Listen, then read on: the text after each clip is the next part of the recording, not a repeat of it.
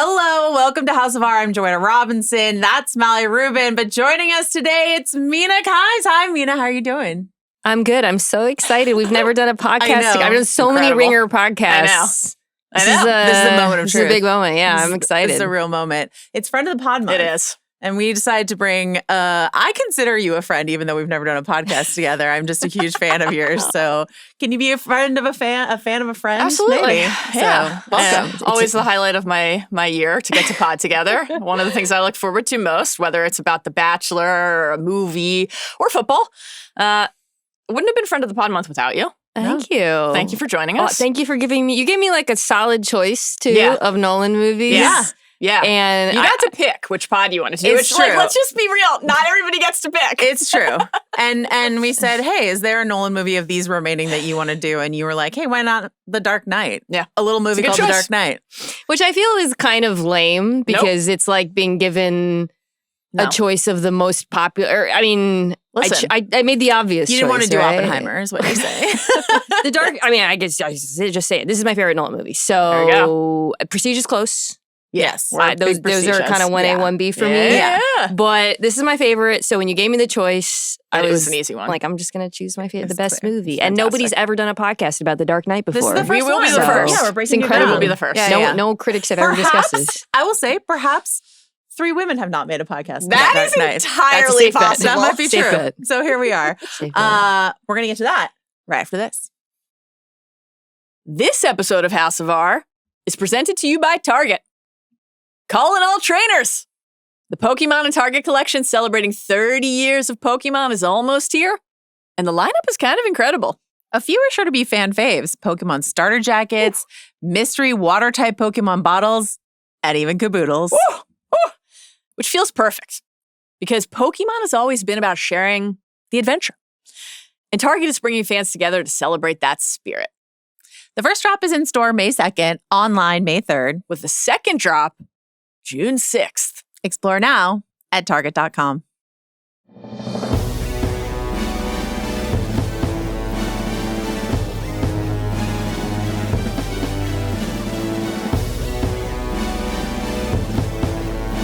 All right, Mallory, it's Friend of the Pod month. Yes. What's going on in the feed in general? Boy, let's see. Where are we? It's the middle of the month. Yes. It's the middle of Friend of the Pod month. So next week is, at long last, Mando Grogu week. And we can say this out loud now because we have already recorded it. We are moving in a very Nolan-esque fashion, non-linear. Yeah. We had the pleasure last night of recording our Mando Grogu primer and a general Star Wars chat with the one and only Damon Lindelof. Thrilled, honored, delighted. Just an incredible treat. Wonderful. That will be coming out at the top of the week. Mm-hmm. We have a little Survivor special coming in the middle of the week if travel plans and everything work out during finale week. And then we're going to actually be talking about Mando Grogu. And, you know, I've said it every pod. I'm going to keep saying it until I can manifest it into existence because it's Friend of the Pod month. I am still holding out hope that Grogu will be joining us on that episode. Grogu, Friend of the Pod, absolutely. Why not? I think it's a thing that we should try. I think it's a thing that we should try and see how the babbles and coos and grumbles translate into an episode. Now that podcasts are on video, I think it's worth doing. How can folks make sure that they don't miss Grogu's first, but certainly not last appearance on the podcast? On our podcast. Yeah. I mean, he probably has done others. Follow the pod. Yeah. Follow House of R on Spotify or wherever you get your podcasts. You can watch full video episodes of House of R on Spotify or on the Ringerverse YouTube channel. And follow our brand spanking new Instagram and TikTok handle at House of R Pod. Mina, where can the people find you? What do you want to plug? Yeah. This is my off season, which is nice, but I still podcast every week. The Mina Kimes show featuring Lenny, who's my co-host. Shout out Lenny. Shout out Lenny, who is my dog. If you don't know, I don't know if you're because you're wondering who Lenny is. I also do a weekly podcast with my friend David Dennis Jr. I don't know if you've ever met him. It started as a Love is Blind pod because we just love Love is Blind, and then we branched out talking about other shows. We're currently doing The Boys. That's called Viewer Discretion. It's also on my YouTube channel, so you can do either of those. Yeah, you've been deep in the nerdverse. You You guys also- were doing Alien Earth. You also have like a really enviable like bookcase set up behind you. I always get really jealous when people have an excellent bookcase behind them. Thank you so much. Yeah. I've been meaning to rotate the books a little bit more because people Yeah. start to kind of notice them. Yeah, So I got. Can you put a sign behind you that says Seattle Mariners, please call up Colt Emerson because Mallory needs him on her AL only keeper team? That'd That's be a helpful. long sign. Yeah, that's a lot to ask, Mallory. Can you I'll look shorten it into up for it. Mina? I'll look into it. I do have, I have that dogs welcome people tolerate sign. Maybe I could go right There you go. there. Yeah. I would appreciate it. Spoiler for The Dark Knight, a movie Yeah. that hopefully folks have seen. I think Yeah. a few people have seen it, so Yeah. hopefully you've seen The Dark Knight. Batman's in it, so is the Joker. That's Spoiler right. alert, it's coming up. Why are we doing this? It's 64 days until the Odyssey, Boy. a film that I hear is hotly anticipated in your household. It's a big one for us. I mentioned to you before we started taping, my husband studied Latin. And for those who don't know much about Latin, not a lot of uses for it in the real world. Doesn't come up a lot in most industries or casual conversation.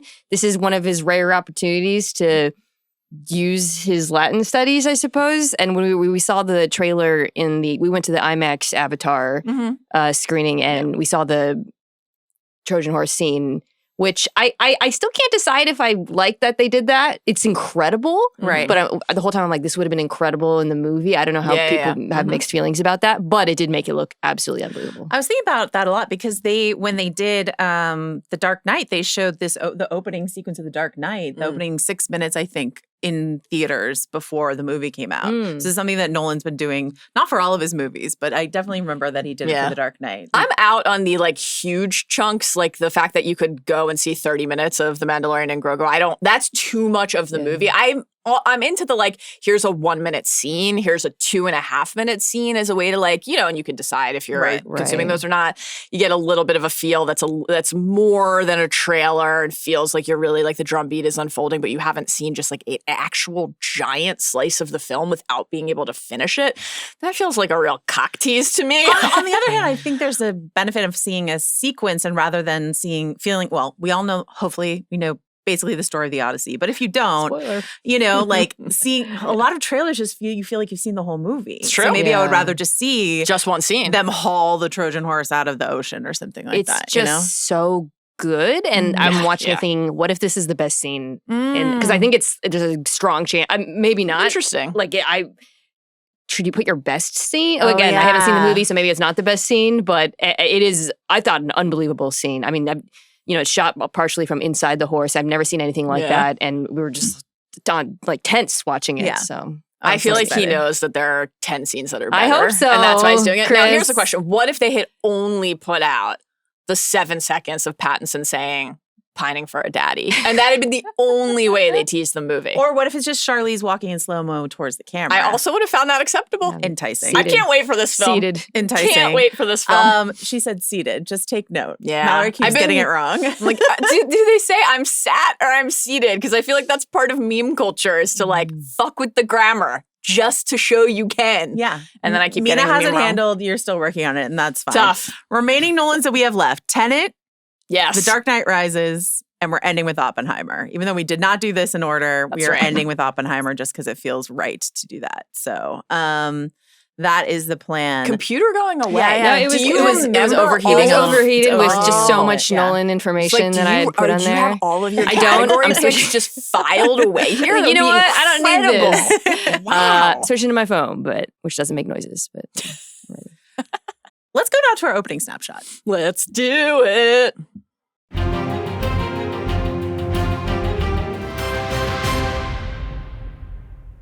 This film, if you don't know, was directed by Christopher Nolan. Screenplay by Jonathan Nolan and Chris Nolan with Yeah, a story boy. credit for David Goyer, who worked in it for I think 3 months before they handed it over to Jonathan Nolan. July 18th, 2008 was the U.S.-wide release. The budget was $185 million, but the worldwide box office was over $1 billion, billion with a B, dollars for The Dark Knight. Pretty big movie. Very popular and beloved film. It would actually have been weird to look back and see if this movie had not crossed the $1 billion threshold, given some that have. It was the first superhero movie to do that. And it's part of it is the Chinese box office, which we'll talk about when we get to one of the sequences inside of the film. Like this is a different era of sort of global filmmaking. But first superhero movie to make $1 billion. The Dark Knight. Mina, what does Christopher Nolan mean to you? So as I said, Dark Knight is my favorite Christopher Nolan film. Prestige is 1B, I would say. I love his films. I was trying to think of how to describe why I love them. And the analogy that I was thinking about was, when you go to a restaurant and it's really expensive and like $40+ entrees. So you order like a $28 burger because it's slightly cheaper than everything else. And you're just like, God, I'm paying this much for a burger. But then you eat the burger and it's the best goddamn burger you've ever had in your life. And you're like, wow, this $30 burger was worth it. That's how I feel about Nolan films, where it's, here's this comfort food and you're going to, on its face, it's like, seems pretentious that like a superhero movie or whatnot should be this long and with this many pretentious elements and actors and all of that, but it's done so well that you end up appreciating it, if that makes sense. Yeah. That's how I feel about his movies, where like I'm always like, does this really need to be this much, this long, this have this many? And then at the end, you're like, yeah, it did. And you're like, that was a damn good burger. It was totally gourmet worth it. burger. Love it. Are there any Nolan movies that haven't worked for you? So I haven't seen Tenet. Full disclosure. You're not alone. It was the pandemic. A lot of people didn't go see Tenet. I started it. So I guess to answer your question, and I was like, I just can't do this. Yeah. I don't know. Is that? It's low on our respective and shared lists. And it's one of the things we've been getting as we've been doing this rewatch project. Some feedback from the bad babies on, I'd say. There's a lot of like, give Tenet another chance coming from the listeners. One of my problems with Tenet was as I've said on all of these pods now, could not hear a fucking word that the character said. So we're hoping closed captioning will help Mallory's enjoyment of the movie. I am, though, genuinely eager to revisit it because Nolan is one of my favorite directors and, I love so many of his movies. And then going through in this fashion his entire filmography and, being able to appreciate what feels distinct film to film as he dabbles across genre and time and approach, but also these like undeniable aspects of connective tissue, both in terms of theme and structure and craft. I do feel like it's a guarantee that we appreciate it more. Whether that means I come to love it is, I think, a different question. What degree of more is the question. Yeah. What's your relationship to Batman as a character? So I always loved Batman growing up. Yeah. I watched all the movies. Even I remember Batman and Robin was the final one before Nolan took over, right? We saw that in the theater. It's probably one of the worst movies I've ever seen in the theater to this date. And I remember vividly, there's a scene where they're like trying to hack into the computer, the mainframe, and it keeps saying access denied. My brother and I would do that to each other forever. But my brother and I also really grew up on Batman the Animated Series, which was it wasn't even that long, but it was like weirdly influential for us as kids because it felt so dangerous for a kids show. Yeah. You remember Mark Hamill, the Joker? Like I was thinking about that when I was thinking about other Jokers watching this. And I think I just I've always been a person who likes things that feel somewhat grounded in reality. So I've always preferred Batman to other superheroes for that reason, and the villains. Yeah, Batman the Animated Series, when you find out how many episodes there were, which wasn't that many, it's astonishing because it feels like it was on every day after school. Yeah. And I was just sort of like, I guess they were just running it back, which is why it's so burned in our memory because we were just like running back those episodes constantly. The theme song hits so slaps. hard. Yeah. So good. It really does. That what a golden age though of 90s kids cartoon. Like, oh my absolutely. God. X-Men the Animated Series. X-Men the Animated Series. Also one of the best theme songs of all time. But anyways, I remember the Magic Batman. School Bus. Magic School Bus. It's the same. It's exactly the same. Great one. Where, I'm just curious, something we've been doing as we check in is sort of like, where were we in 2008 when this came out? So where were you, Mina? I feel like I'm really talking about my husband a lot in this.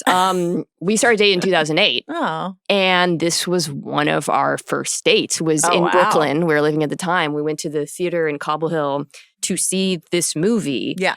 Which, can I say, horrible buzzkill for an early relationship movie. Because, we had gone to dinner. We had just started dating. So this is obviously, been together a very long time. we go to see this movie and we walk out and we're like, stone faced. Just like, well, the flirtatious element of this night is over. Yeah. The other thing that I remembered, though, was one of our other early dates was Iron Man, which was around same year. Yep. And neither of us are like, my husband's definitely not a superhero person. So it's kind of odd that we saw both of those movies on early dates. And also, I don't think we realized we might have seen the apex for both Marvel and DC like in the same year and didn't know it at the time.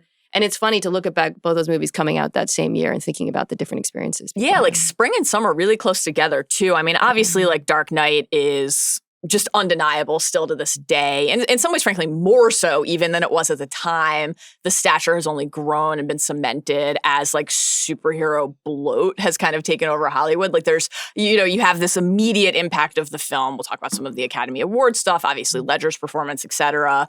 Nolan rising as he made this into like this just director of a different caliber, right? It cements something for him, absolutely. Definitely. Yeah. And then now you go back to it and it's like, okay, we've had so many other movies that we love. We've had Infinity War and Endgame and Winter Soldier, right? But there have been so many superhero movies that have like led to questioning the impact of the kind of creep of IP across Hollywood. And then you look at what the superhero movie at its best can be.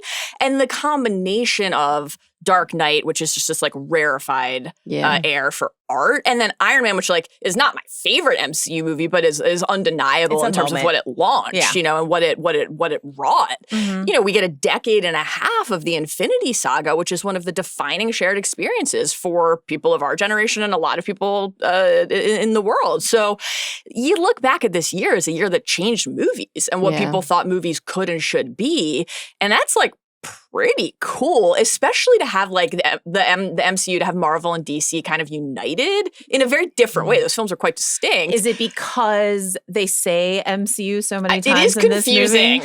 Like, let's do a different acronym. So many things we could say about Gordon and the Squad. I think they stopped doing that for The Dark Knight Rises. We'll check when we rewatch it. Also, there's the moment in this movie when Harvey Dent claims to be Batman at a press conference, but like, were you not thinking of Tony Stark saying, I am Iron Man and Iron Man? Yeah. It's funny to think about it because they came out the same year.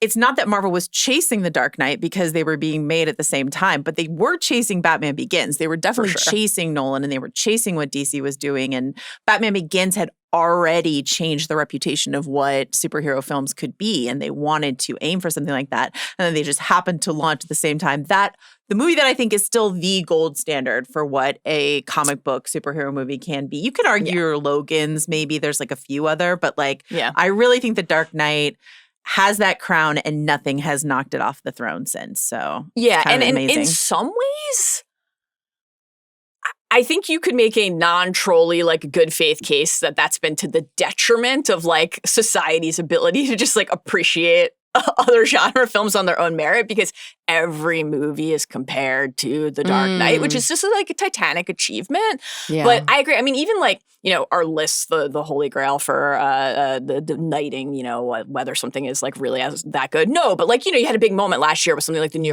York Times Top 100 list, the best movies of the century so far. And like, there were only 2 superhero movies on that list, despite how central and prominent superhero comic book films have been this century. Yeah, but that's Black Panther. That's kind of an intentional part of a backlash moment they're having. Yeah. And Dark Knight was at number 28 on that list, which like, I mean, if anything, you could have said it should have been higher, right? But like, you look at that and there's not a person looking at that list who's like, how dare they put The Dark Knight in the top 30 on this list? It's like, of course it should be there, right?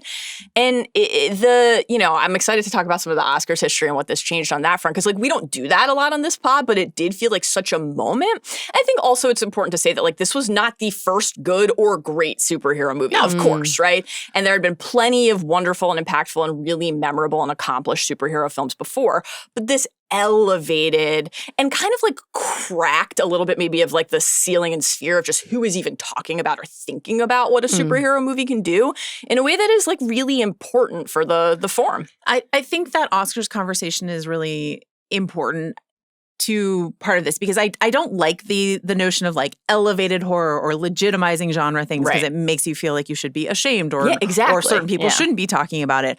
But the way in which this not only got an Oscar for Heath Ledger and then, like Joaquin Phoenix could probably thank Heath Ledger for his Oscar for playing the Joker as well, because without that Oscar, that doesn't happen, among other things. But like, there are a lot of course, extenuating tragic circumstances for why that performance was even more elevated come that Oscar season. Yeah. But the bigger impact it had was the fact that The Dark Knight wasn't nominated for Best Picture caused such an uproar and such an accusation of stuffiness like thrown at the Academy that they expanded how many films that they put in the Best Picture category, and it's never shrunk back down since. Right. You know, they're like, we will nominate you 8th down the list just so that people will be appeased that, you know, Top Gun Maverick or F1 or whatever is being acknowledged at the Oscars.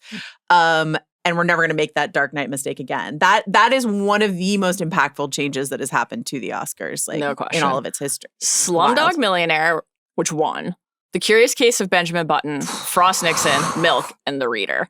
That is not acceptable. I feel like that's what makes the change so like silly in retrospect. You didn't need to expand it. You just needed to make the correct pick. I think it's great to have 10 films because it's a way to like celebrate more movies and hopefully draw more attention to them. But like, I agree with you. Certainly that should was one of the 5 since then, a bunch of like blockbuster films have gotten in that are nowhere near the caliber of The Dark. And it feels like, well, that's this year's Dark Knight. What was it? Even last year, there was a ridiculous, it was F1. Yeah, F1. Okay, well, you know, fun movie. But my point is, like, it's just... For sure. That's not The Dark, you know, I think it should have been one of the 5. It's just like no silly. Question. It's a great injustice. It is. I mean, but Ledger got an Oscar for it, like, and Nolan has a ton of Oscars, so I don't know that I count. There are worse, in my opinion, injustices in the history of the Oscars. Yeah, Mad Max Fury Road. Absolutely, I would agree. Number 1 with a bullet. I loved that moment on that draft so much. It was very important. I was clapping for you. I was in the car listening, clapping. I'm like, "There's my Joe." It was very important. That movie rules. To go back, Mallory, where were you in 2008? So as I've mentioned before, Iron Man was the last movie. That was the year I graduated college, May of 2008. So that was the last movie that I saw in Syracuse with my friends before like leaving to go be an adult. And so the dawn of the MCU is so clearly to me like linked to a moment in time of transition in my life. And so that this would have been my first summer in New York. So I would have been in my first year at Sports Illustrated, SI.com, working on like cheerleader of the week for SI on campus and just like trying to make it in the big city. The only thing left of SI, by the way. Cheerleader of the week. I know. So yeah, that's where I was. New York in the summer and like, you know, had seen and loved Iron Man and was just thrilled to see this. This is not going to surprise you at all, and we'll talk about this and interrogate this more when we do the Dark Knight Rises pod. Obviously, this is my favorite of the 3 Batman movies and clearly the best. Joe makes fun of me. I have like a real deep and abiding affection for Dark Knight Rises, and I actually saw that one in the theaters more than I saw this one in the theaters. It's mostly how you insist that everyone loves Bane, that's just not true.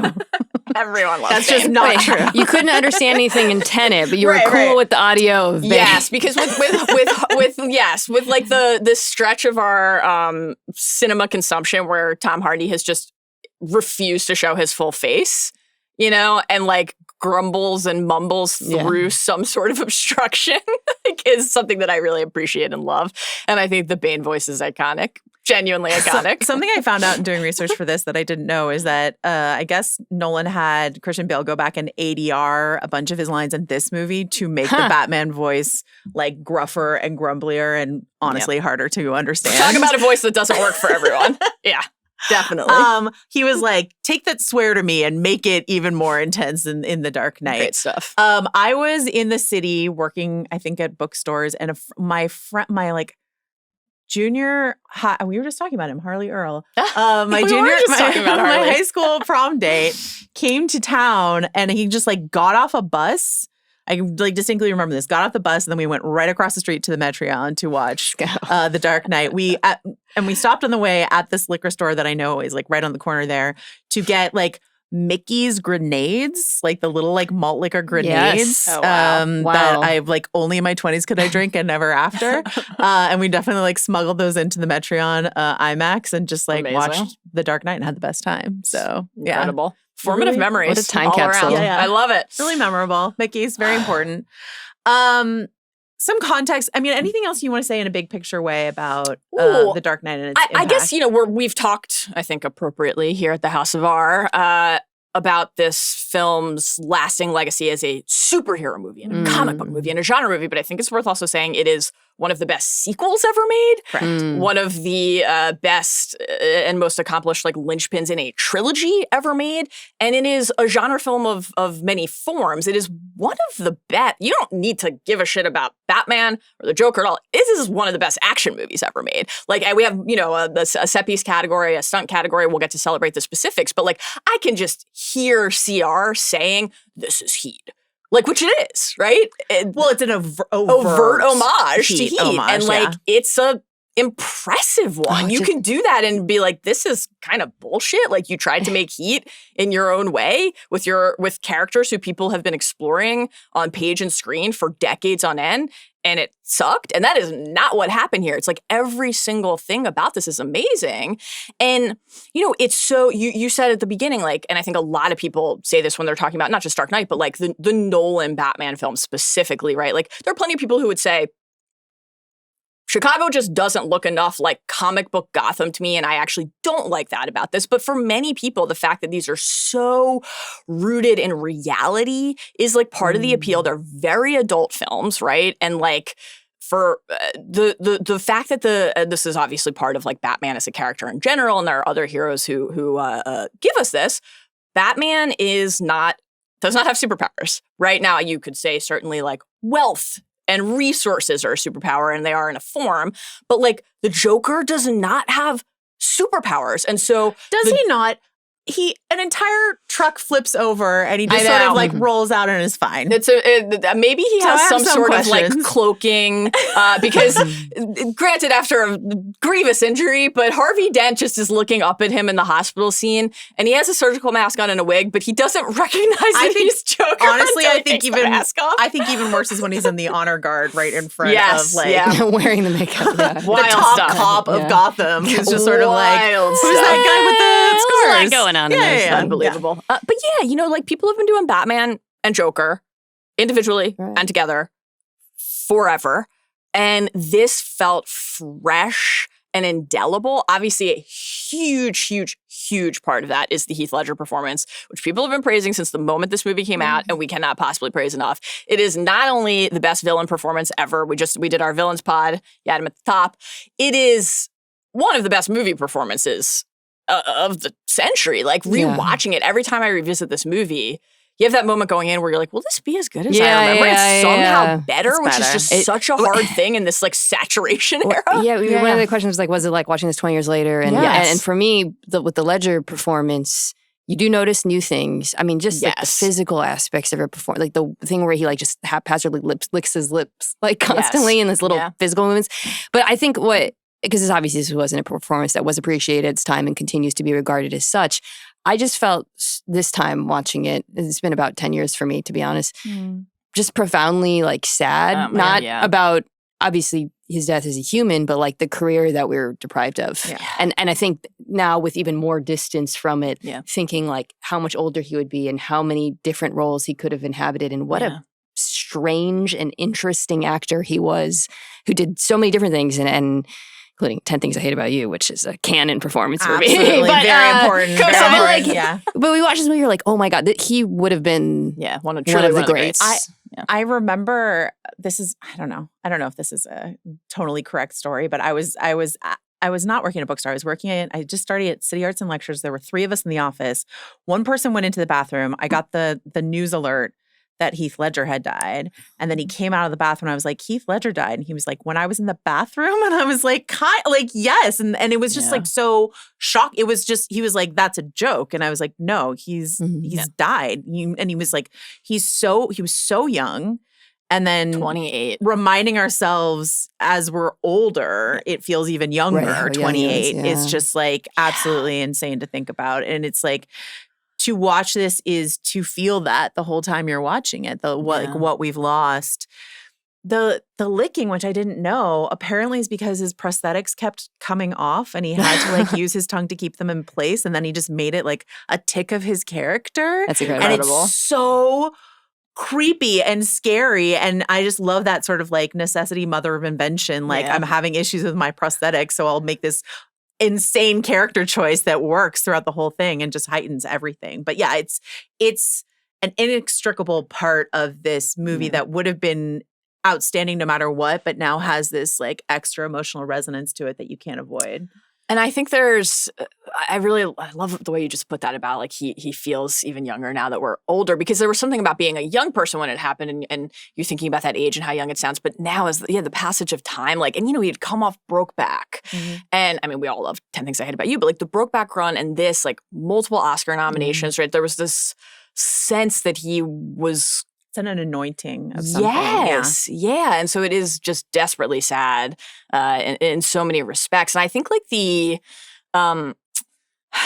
restraint that Nolan, given the depth of their bond and his like admiration for this experience that they had shared and for this role and what it meant to people and to the film, to like not do the kind of bullshit that so many other filmmakers and studios would have done in the next movie, to be like, let's explain what happened to the Joker. It's just like, let's not do that in the movie at all. It was really interesting. I was reading some interviews of Jonathan Nolan, Chris Nolan, David Goyer at the time, and everyone was trying to ask them sort of what are, obviously you leave him alive, what are you going to do? And all of them, they had been, had decided on their messaging was just sort of like, it is way too soon for us to even contemplate what we're going to do. We are still grappling with this and like the emotional reality of this. And I agree with you. It just, it works so much better to just be like contained. It is just forever under glass inside of this movie. Yeah.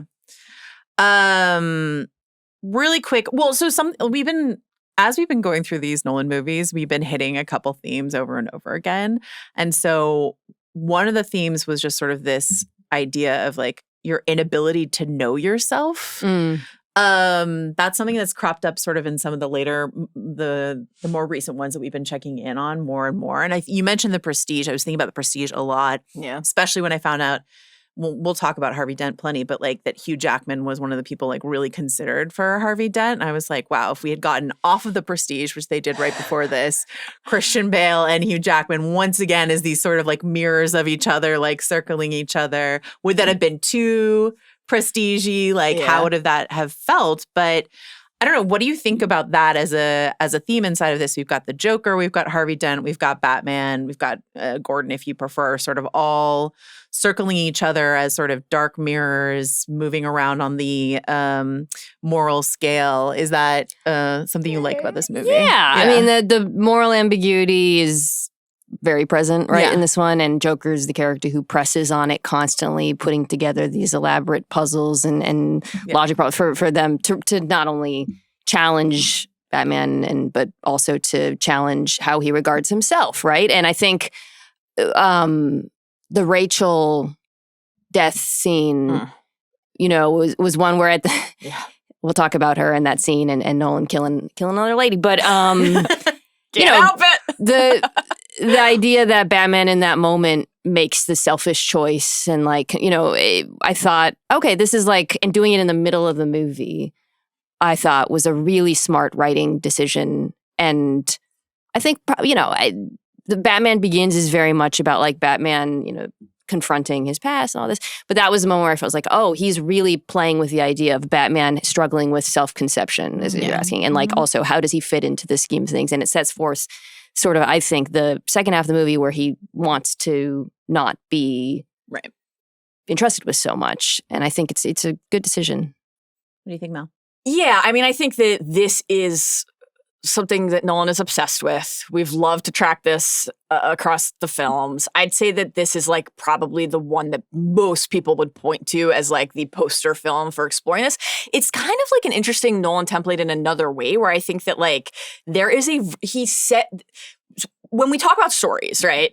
Often a thing that people will say is show, don't tell, right? And there's a lot of telling in this movie. The characters repeatedly, a huge actually like a cornerstone and buttress of the script is all of the characters, Bruce, Gordon, Alfred, the Joker, Harvey talking about, they say the Dark Knight out loud. We hear White Knight a lot as a term. But Bruce is looking in one direction and seeing the Joker and saying that is the there but for the grace outcome. Because in some ways, right, and this is why they're interesting as dark mirrors in general, it's like two characters who have decided, I am going to be the arbiter of how this city is run and what people's lives are like. But I'll do it in the way that I think is best, right? So there's the dire case. Then you look at Harvey, another character who is doing the same thing, right? Saying like, I will be the one to fix this, but he is doing it in a way that Bruce can't, right? Inside of structure and the systems and process. Okay, well, there's something there that people can put their faith in. People deserve to have their faith rewarded. It's like one of the hammer notes at the end of the movie.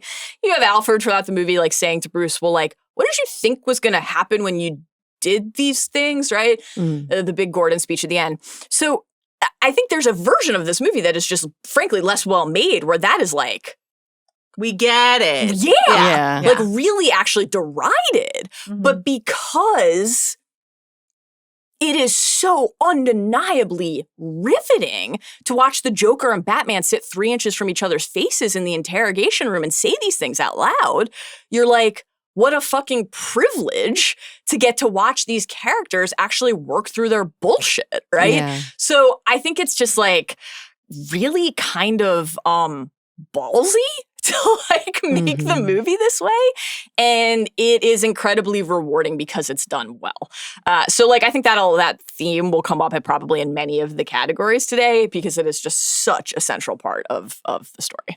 Something I love you highlighting this idea of Batman making the selfish choice, this idea that Bruce's motivation for the first half of the movie is, I need to put Harvey Dent in this role so that I can retire, that I can get the girl. Like, that's what I want. That's my motivation. I believe in Harvey Dent. But more than that, I believe if Harvey Dent is here, I don't have to be, and I can be with Rachel. Yep. And for that reality to disappear, for him to say, okay, the city needs me I can't be Bruce, the city needs me to be Batman in this moment. And then the city needs me to be Batman the villain, not just Batman the hero, but Batman the villain, so that we can preserve the dream of Harvey Dent and Amber for the good of the city. And again, that's just this constant sort of like, who am I? Am I Bruce? Am I Batman? Am I hero? Am I a villain? All of that constantly rolling and changing in every scene of this movie. He constantly has to make choices in this film. And I think this is a credit to the script and just how good the writing is. The choices feel very believable and fraught in a way in other movies they would not.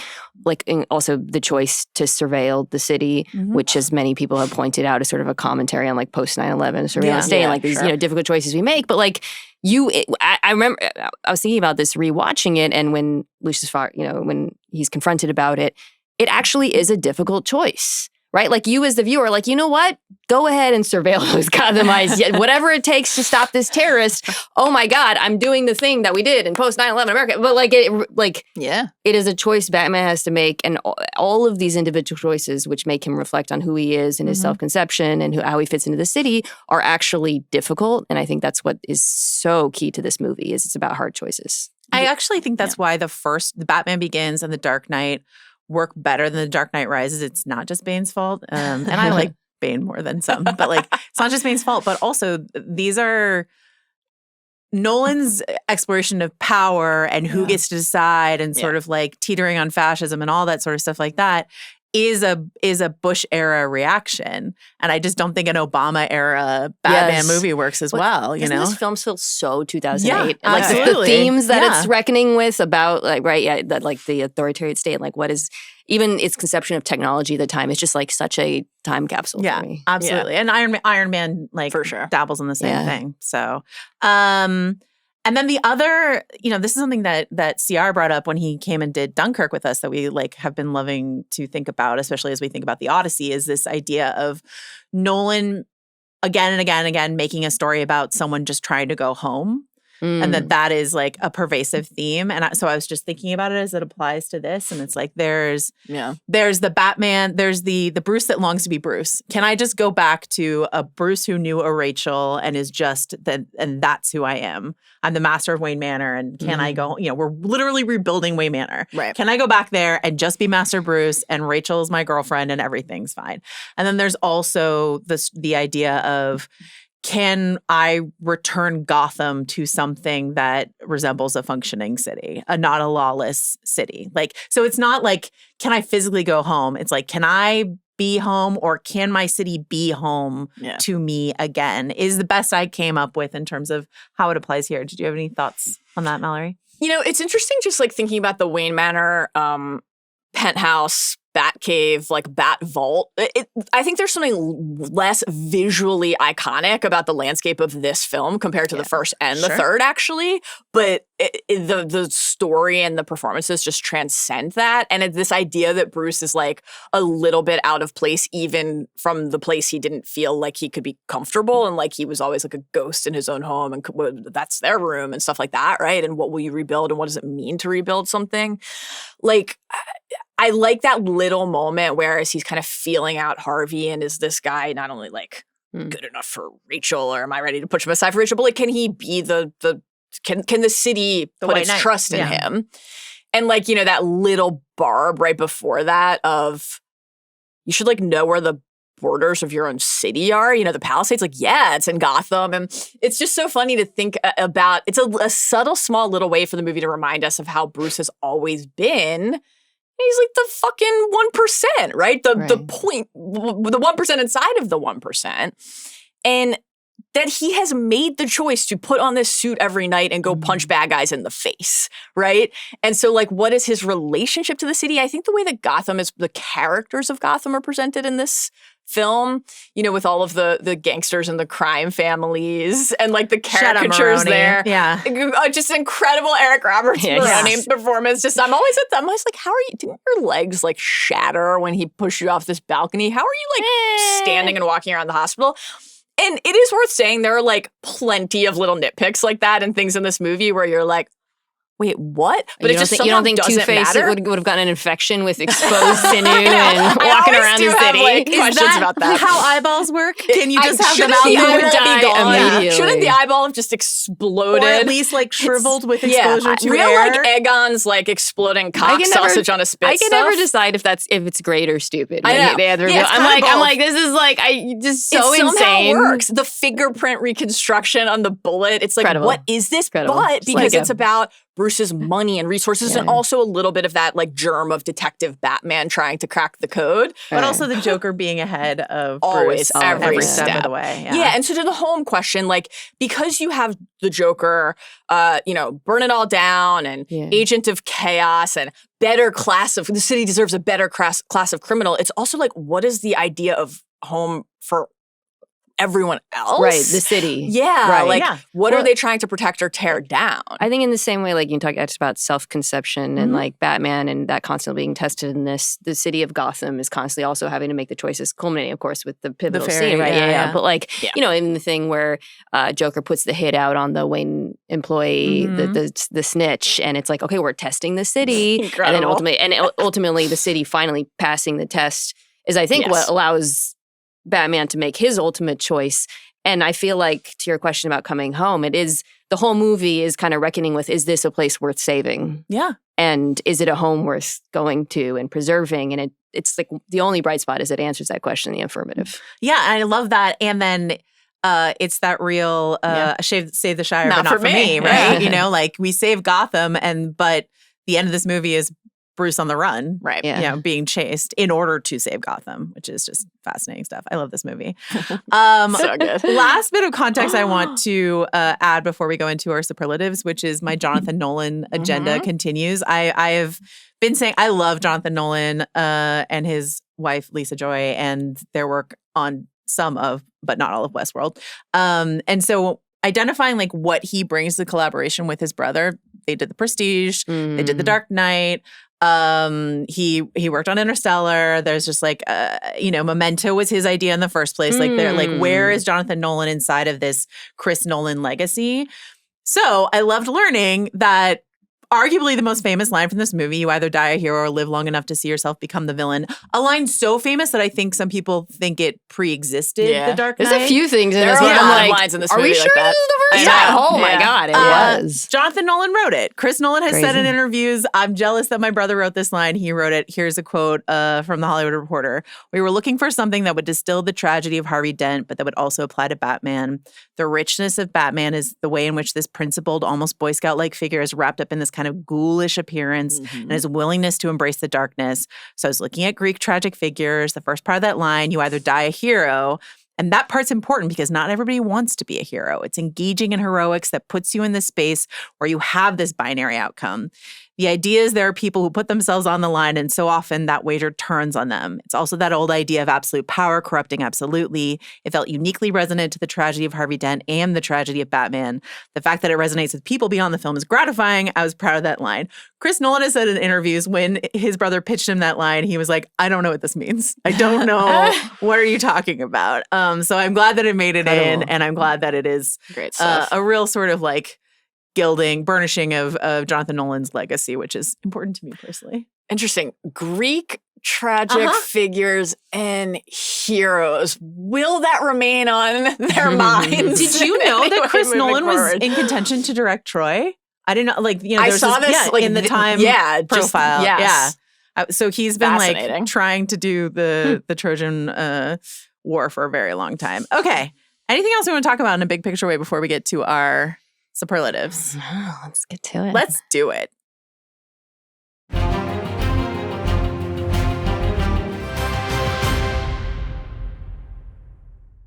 All right. So as we've done in the past, every category has a Nolan quote from one movie or another associated with it. So the first one, and I'm going to try to do a better version of this because I just watched it.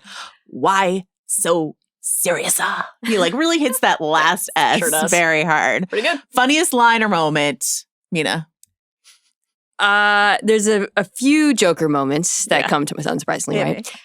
I have two. Okay. So, Yeah. sorry, cheating. No. I'm going to do this a bunch of times, of Smuggles, course. are, Yeah, yeah. smuggles All are a part of Welcome. this experience. This scene I'm going to reference constantly because for many categories, when he pulls up to the 1% party, the fundraiser, and he sees Maggie Gyllenhaal's character, Rachel, and he takes the knife and fixes his hair. I lose it every time. It's great.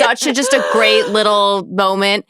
And then there's another line reading he does. It's the way he like interprets some of these lines and is so fantastic.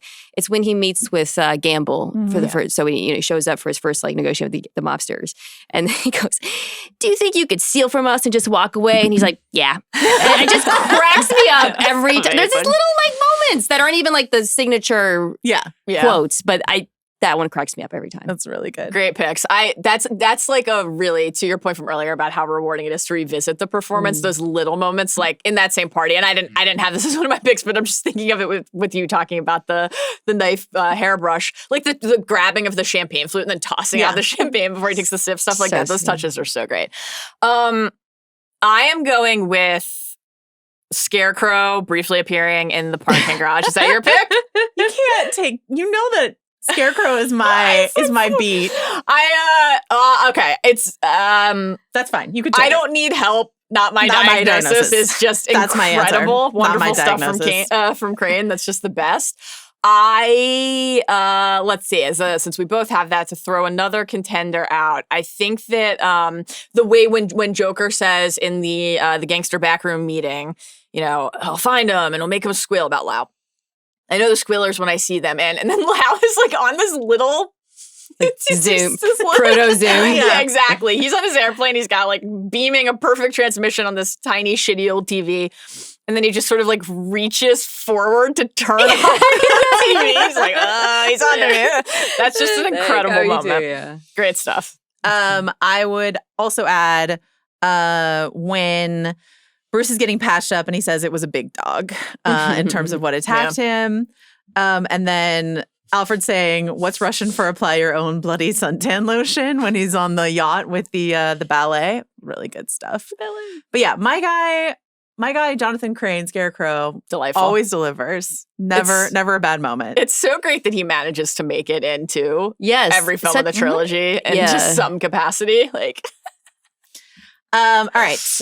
You mustn't be afraid to dream a little bigger, darling. Sickest set piece. What do you have, Mina?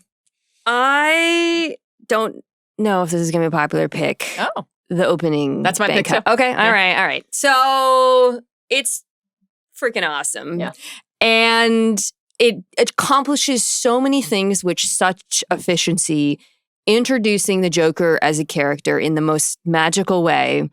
We'll talk about the music later. Introducing the moral questions immediately that he poses, what makes him so unique. And the other thing I would say that reason I like it better than some of the other more, maybe the car chase and whatnot, it's very easy to follow what's going on. Mm-hmm. And as much as I love some of the other set pieces and action sequences in this film, I do think this is my mildest criticism of The Dark Knight. They suffer a little bit from being a little bit convoluted, whereas for this sure. one, from Yeah. when you realize what's going on as the robbers start knocking each other off, it's like so well orchestrated and choreographed and just so perfectly done. Yeah. The part where when before he has unmasked himself, Ledger's talking to the one guy before the bus crashes through, and he just starts to like casually step to the side. Yeah, it's so because he good. knows right where the bus is gonna come. So good.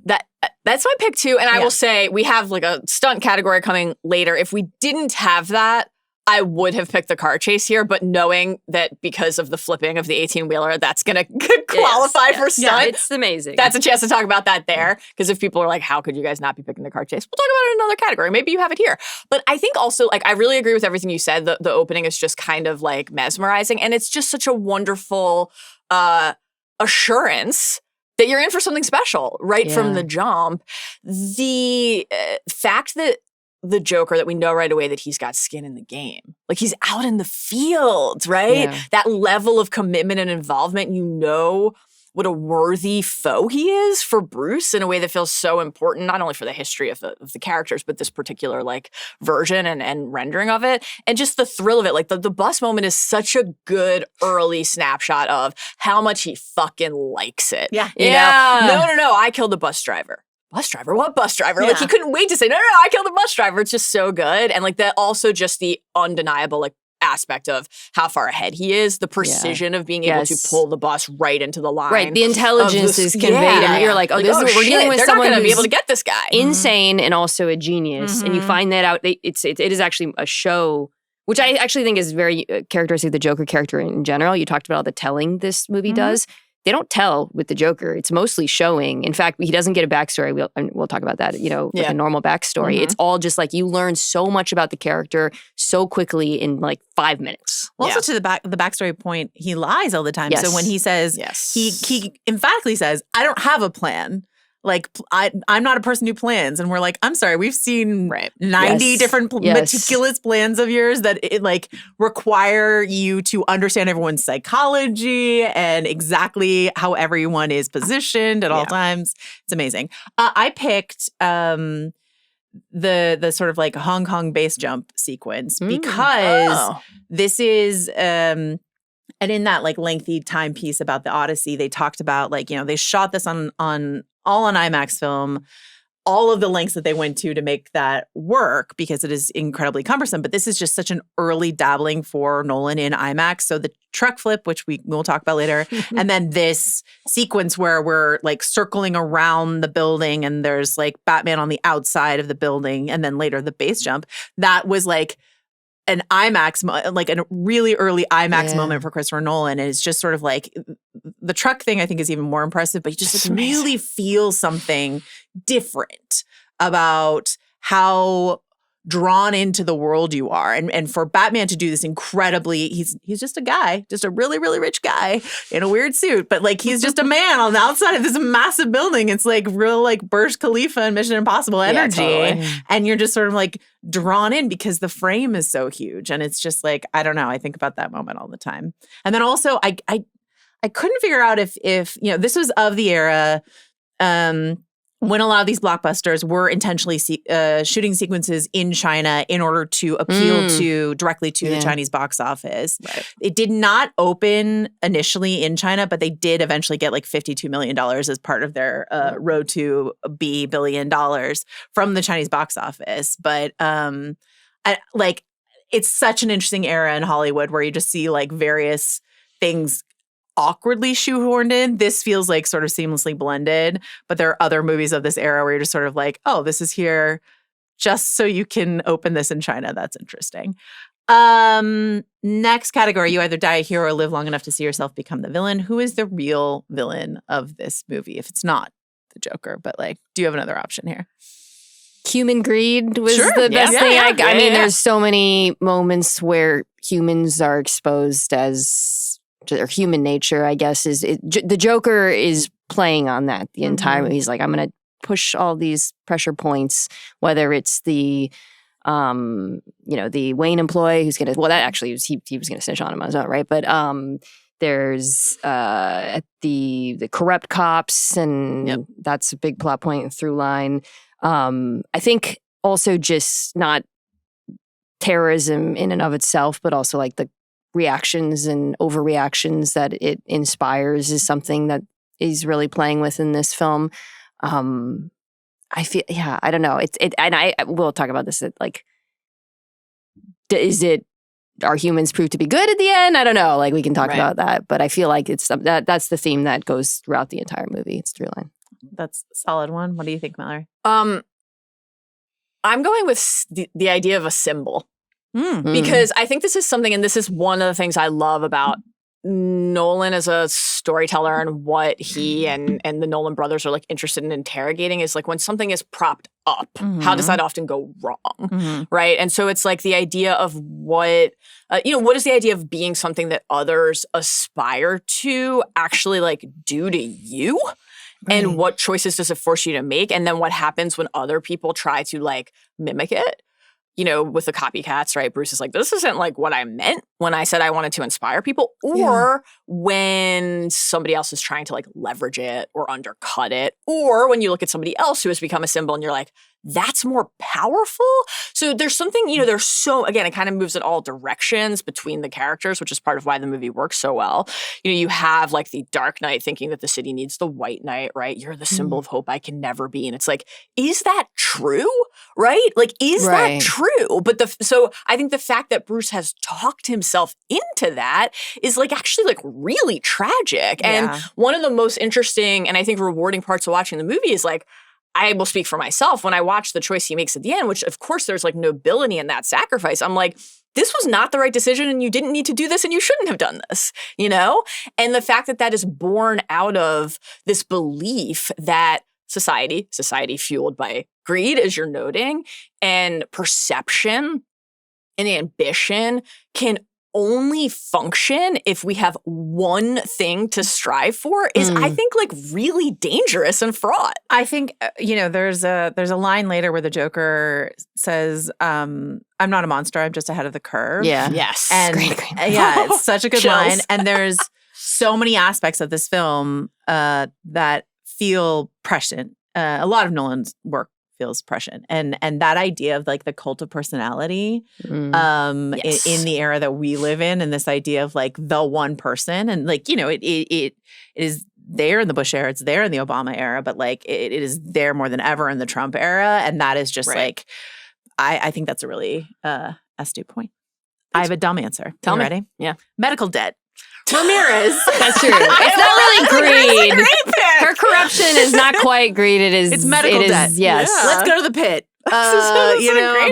Systems, right? The legal system, the medical system, they're not the good guys in these movies. I love this because I actually think these are three very like specific picks, but they're all connected, which is of course like part of the thesis of the film, and like there is of course something like heartening about having someone or something to aspire to, but the fact that like the Joker can say, or Maroni can say, you are suffering and you need something, so I will but say it like that. him.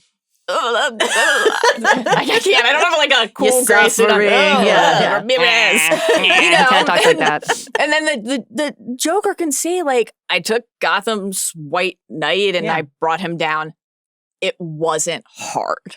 Right? Yeah. Like, that's like the chilling aspect of it. How ready, it's the tipping point. But what I love about Harvey Dent is that it was already inside of him. I know. It was already there in that alley scene. Took that ambulance. Yeah, like it was already there. And it was just sort of like, but no one can be a White Knight and no one can be a Exactly. Single. So like, why would you ever try to make someone that? Right.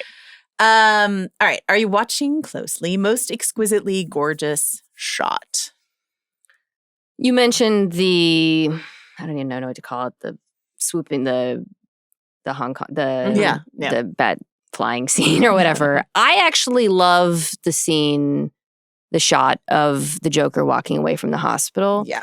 Yeah. I love it for two reasons. One is it's during the day, which is just, it's like, whoa. I had that thought during the bank robbery at the beginning. I was like, oh yeah, this is during the day. This MFer is so crazy. He will do all of this stuff in the light of day. I felt like was kind of a profound character statement because, you know, the movies are so dark and it's Dark Knight and all that. And then just the timing of it when he sort of walks away and he's like, and then, you know, it's just like so masterfully done and strange. And Heath Ledger's the visual of him with the behind him, I just think it's just a gorgeous, gorgeous shot. Great pick. Another fun fact, apparently that was like a real, so they blew up an abandoned candy factory. That's what the hospital was. Oh. So they really blew up a building.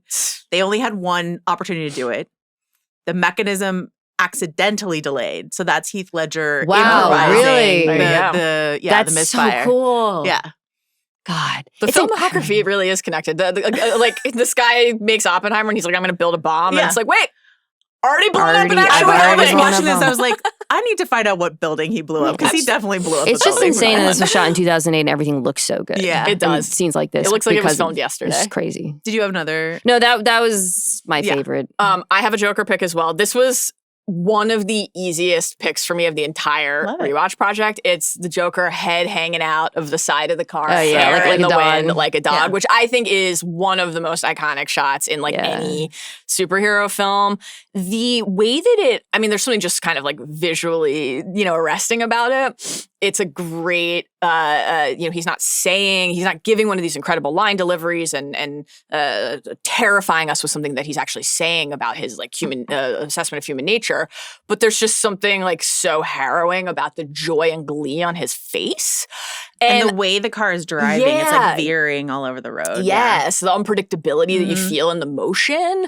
And I think that the way that it captures something like really complete and total about a character who is like definitionally unknowable, but you understand everything you need to understand when you just watch that 4-second stretch is perfect. That's my pick. Mine comes right around the same time because that's like right after the, you know, R.I.P. Rachel, when Batman is standing, and I'm saying Batman, not Bruce. Batman is standing in the rubble, the burning rubble. You know, a perfect like superhero pose, like one knee half bent, cape flapping in the sort of breeze with the wreckage of his failure behind him and the ashes of his dream that he could be Bruce and Rachel in the future, and he's just sort of like locked back into I'm Batman. Like that's who he is now. Yeah. Until he goes to Italy with Anne Hathaway, a dream for all of us. You know, could be worse. But for now, he's Things locked. change. He's locked back into the suit, and he's no longer a person. He's once again just that symbol, and I love that shot. I can't remember to forget you. The scene you think about the most, Mina.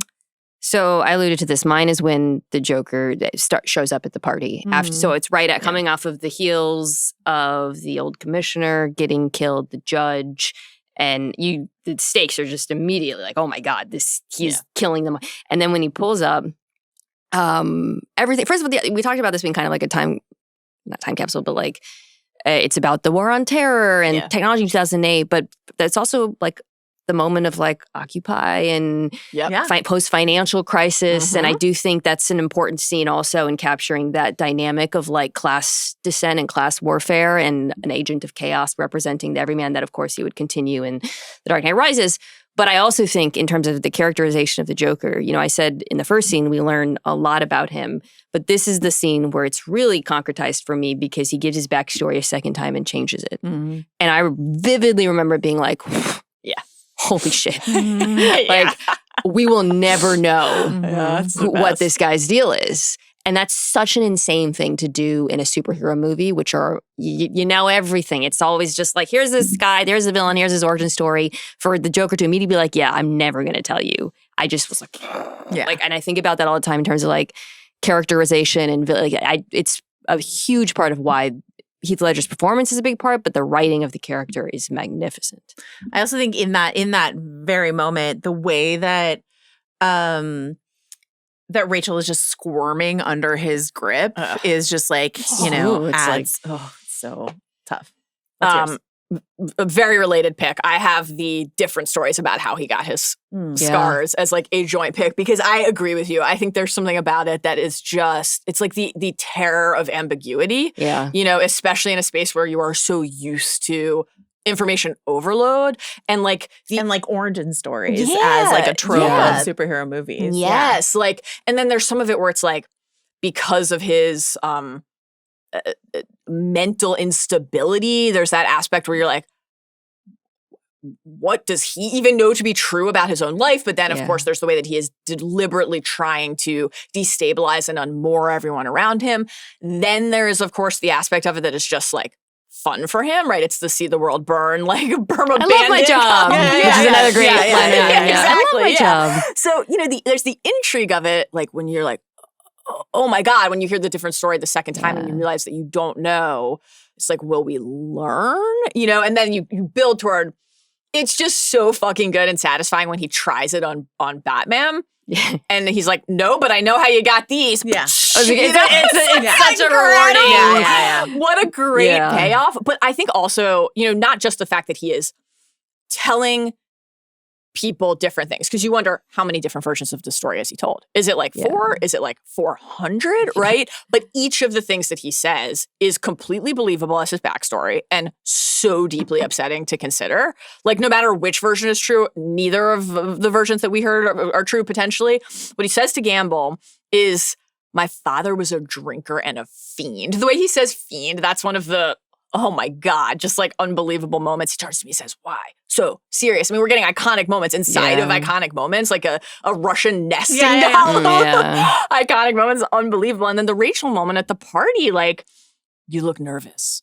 Is it the scars? It's just so upsetting and like makes your skin crawl, but you're recoiling and leaning in at the same time. You're like become a seesaw, because you can't wait to hear what he says next, but you're terrified and you don't want to.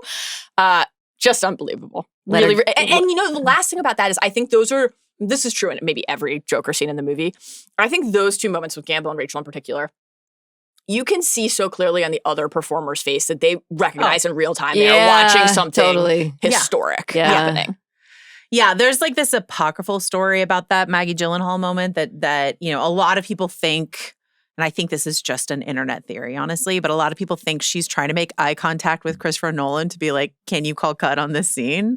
That's what a lot of people think that scene is. I actually just think Maggie Gyllenhaal is doing a great job in that scene. Yeah. But there is a shot, and Michael Caine has talked about that, in that party scene when he first walks in, you see Alfred right behind him and he gives this like horrified shot. And Michael Caine was like, that was me reacting to Heath Ledger because I hadn't seen him and it was so scary. Yeah. So yeah, it was really good. I also like eat shit Commissioner Gordon. I also have a Joker scene. It's the interrogation scene, the Batman and Joker scene. This is probably a basic bitch answer, but like, in their attempt to remake Heat, this is their diner scene, right? Yeah. And they put Joker and the Batman face to face at this table, the way the camera is swirling around them, the way the eye lines keep like changing, and also the way right before when he's shot in darkness and looks so ghoulish in his makeup, and then the lights come on and Batman's right behind him. Like, that's incredible. But like the thoughts that are on display here, the way that the Joker is in complete control of this entire situation, despite, being all the ways in which the Joker engages with Batman physically, because like there's no way the Joker could ever win in a fair fight with Bruce. Right. And so like whether it's the knife and the boot or whatever the case may be, there's always like a trick up his sleeve. But that's that interaction, all of those lines. I think about it all the time. And I think about it, especially we just did Insomnia, which I hadn't seen in a million years. And there's this scene on a ferry between Robin Williams and Al Pacino, which is very similar to this scene. So it's almost like that was Chris Nolan sort of like his first step. He's got Al Pacino. He's like, I'll do a Heat scene. I'll do Pacino. I got the cop and the killer here on the boat, and we'll do it. We'll do Heat here. And he's like, I'm going to do the diner scene with Batman and the Joker, and it's going to be even better. So just like watching him sort of perfect these ideas until he reaches what is here, which is like absolute movie making magic, is really rewarding. So that's my pick. That's a great one. Apex. Swear to me. The movie is rated PG-13, which means it could have exactly one F-bomb. Where would you put it, Mina? So when the quote question comes up or category, I mean, this is maybe one of the most quotable movies. Yes. Is it the most quotable movie of all time? Possibly. And I actually I didn't want to sully any of the iconic quotes because I was like, no, like the Joker shouldn't use the F-bomb, actually. Unless, I'm sorry if you guys have that as a pick. The only place I thought would have been funny, and it would have been for humor, is when the Wayne Enterprise employee tries to bribe or Lucius. extort, Lucius Fox. And he says, let me get this straight. You think your client, one of the wealthiest and most powerful man in the world, is secretly a vigilante who spends his night beating criminals to a pulp with his bare hands, and your plan is to blackmail him? And the guy's like, and he says, good luck. And I was like, he could have said good effing luck, and I would have laughed really hard when you see the employee's face fall. And it's a really good Morgan Freeman moment, who has a few in this movie. So incredible. That's the only one that I great pick. That's a great pick. And now Coleman Reese has become a part of this podcast, and his decisions in this film, Mr. Reese. Coleman Reese. Deserve interrogation. Mr. Reese. That's a great pick. I think a theme for us in these picks have been we don't usually take like a famous line. It's usually like some other line. Paradox bitch. Yeah, paradox bitch is still my favorite one. What's your So I went. I think I've always heard the line in my mind actually like this way and think it's this way, and it isn't. It's when Gamble says, enough from the clown. Like, enough from the fucking clown. Yeah. Very good. That would work. Mine's at the beginning with the Batman wannabes when Bruce says, I'm not wearing fucking hockey pads. All right. He doesn't speak English. If he does, it's with an accent thicker than sauerkraut sauce. This was very clear. Most baffling accent in this movie. What's your answer? Gary Oldman. Oh, Gary Oldman's your Really? answer. Tell me. What were you going to say? Batman himself? No, Chechen. Yeah, Gamble. This is why we bring dogs, my little princes. That Richie Coster, a.k.a. the Chechen, wild stuff. Yeah. Wild stuff on the accent part. You don't like I just Gary I'm like, Oldman's where Gordon? are we doing with this? I don't know. It's kind of like every New York neighborhood mixed into one. It does wander. It does wander. I think he does. I think he's excellent in this film, and it's good casting. But I was like, I don't really know. So there's a few linerings where you can feel he kind of like veers off. You're like, am I watching bit. Slow Horses? Like, What am I watching? If only. Jackson Lamb is always welcome. Is anybody else going to talk about Gordon anywhere else, or should we take a moment right now to ask whether he needed to let his wife and children believe that he was dead? Which is every time I watch this movie a shock to me anew. I also really love the moment when the Joker's like, you care the most about your male heir. I see. Like, I'm like, okay, Gordon. It's one of two, I think, moments where you can criticize the writing in the film, and the other is the actual ending. That Batman needs, that. I'm like, the idea that Gotham cares about who specifically killed some cops, and you can't just be like, actually, these millions of henchmen. Who was the last? Then he has to come up with this like elaborate lie. Yeah, let's blame it on. Yeah.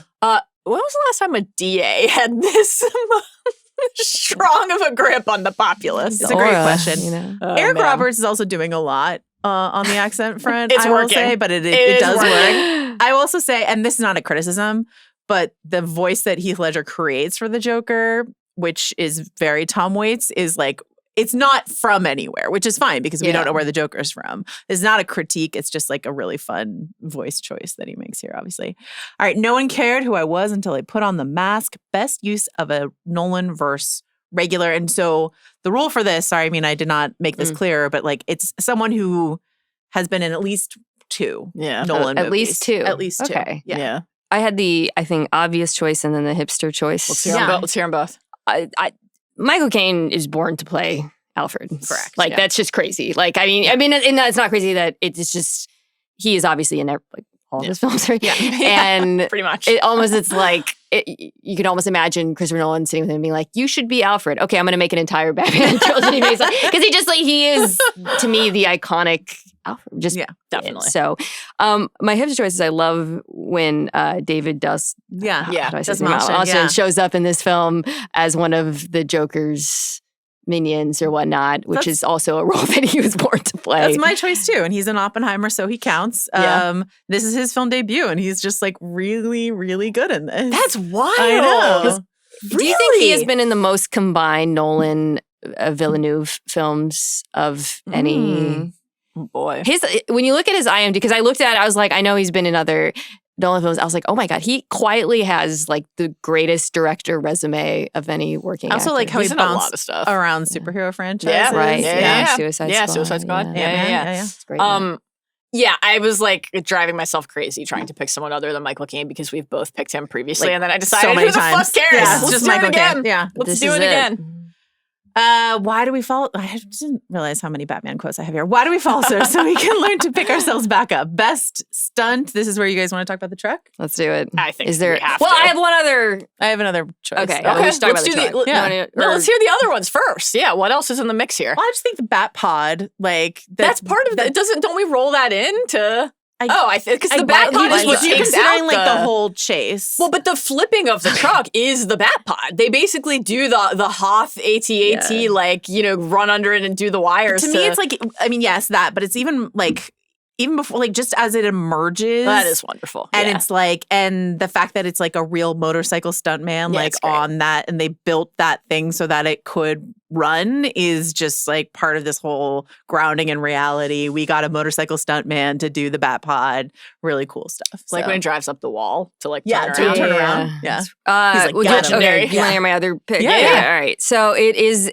I picked this because it plays on a very specific phobia I have, which is pencil to the eye. Yes. And I just anything near paper cut to the eye, pencil to the eye. I'm the kind of person where somebody, When somebody gets something near my, I'm like, nope. Metal straws, avoid them. Oh my God. Yeah. And can impale yourself. I looked it up to see how they did it, and you guys might know this, like they actually had the stuntman, Jarman is his last name, sweep the pencil. Before, so he was like perilously close. Yeah. It literally physically, they had him do it a few times where he had to go, bam, sweep. It's like, this is again, the magic of this movie. This is not CGI. Like, I'm like, can you imagine being that close to having a fucking pencil in your eye? And he actually was banging his head on the table. I read a couple pieces to the point where Heath Ledger, as he so rarely did, broke character and was like, are you all right, man? Because the dude was slamming his head on the table. He would sweep the pencil, slam his head on the table. That is. So you go back and rewatch it, and it's crazy that he swept the pencil. Now I don't want to rewatch. Now I might close close my my eyes eyes when I like, watch it, knowing that he God, swept the pencil. Stuntmen are amazing. Yeah. It's a great Joker moment. It's like, gonna make this pencil disappear. Then he does. Wonderful stuff. Real follow through from the Joker always. Yeah, I think for the flip, because we have the stunt category, we can lean in specifically to like the flipping of the truck. But I do think it's really just an excuse to talk about the car chase as well, which is like another really impressive. I do kind of agree with Mina that there's so many components to that like they're more like under the L, you just like lose track a little bit of we also have like the, because again, this is where we're like trying to like hide the ball in Gordon. Yeah, you have Gordon has like faked his death in a way that is like even inside of the logic of the movie, like nonsensical. Like he had to protect his family, Mallory. But just the getting shot, like the faking getting shot. It's like, wait, if you were like that sure that a bullet was coming at the mayor, like call the whole thing off, like all of that. But then letting the wife and kids think he said. Did he not get shot at all? I thought he got shot and it just like Wearing a wasn't that bulletproof bad, and then he just like vest. pretended that. But that was the scenario that they opted into instead of don't have the parade.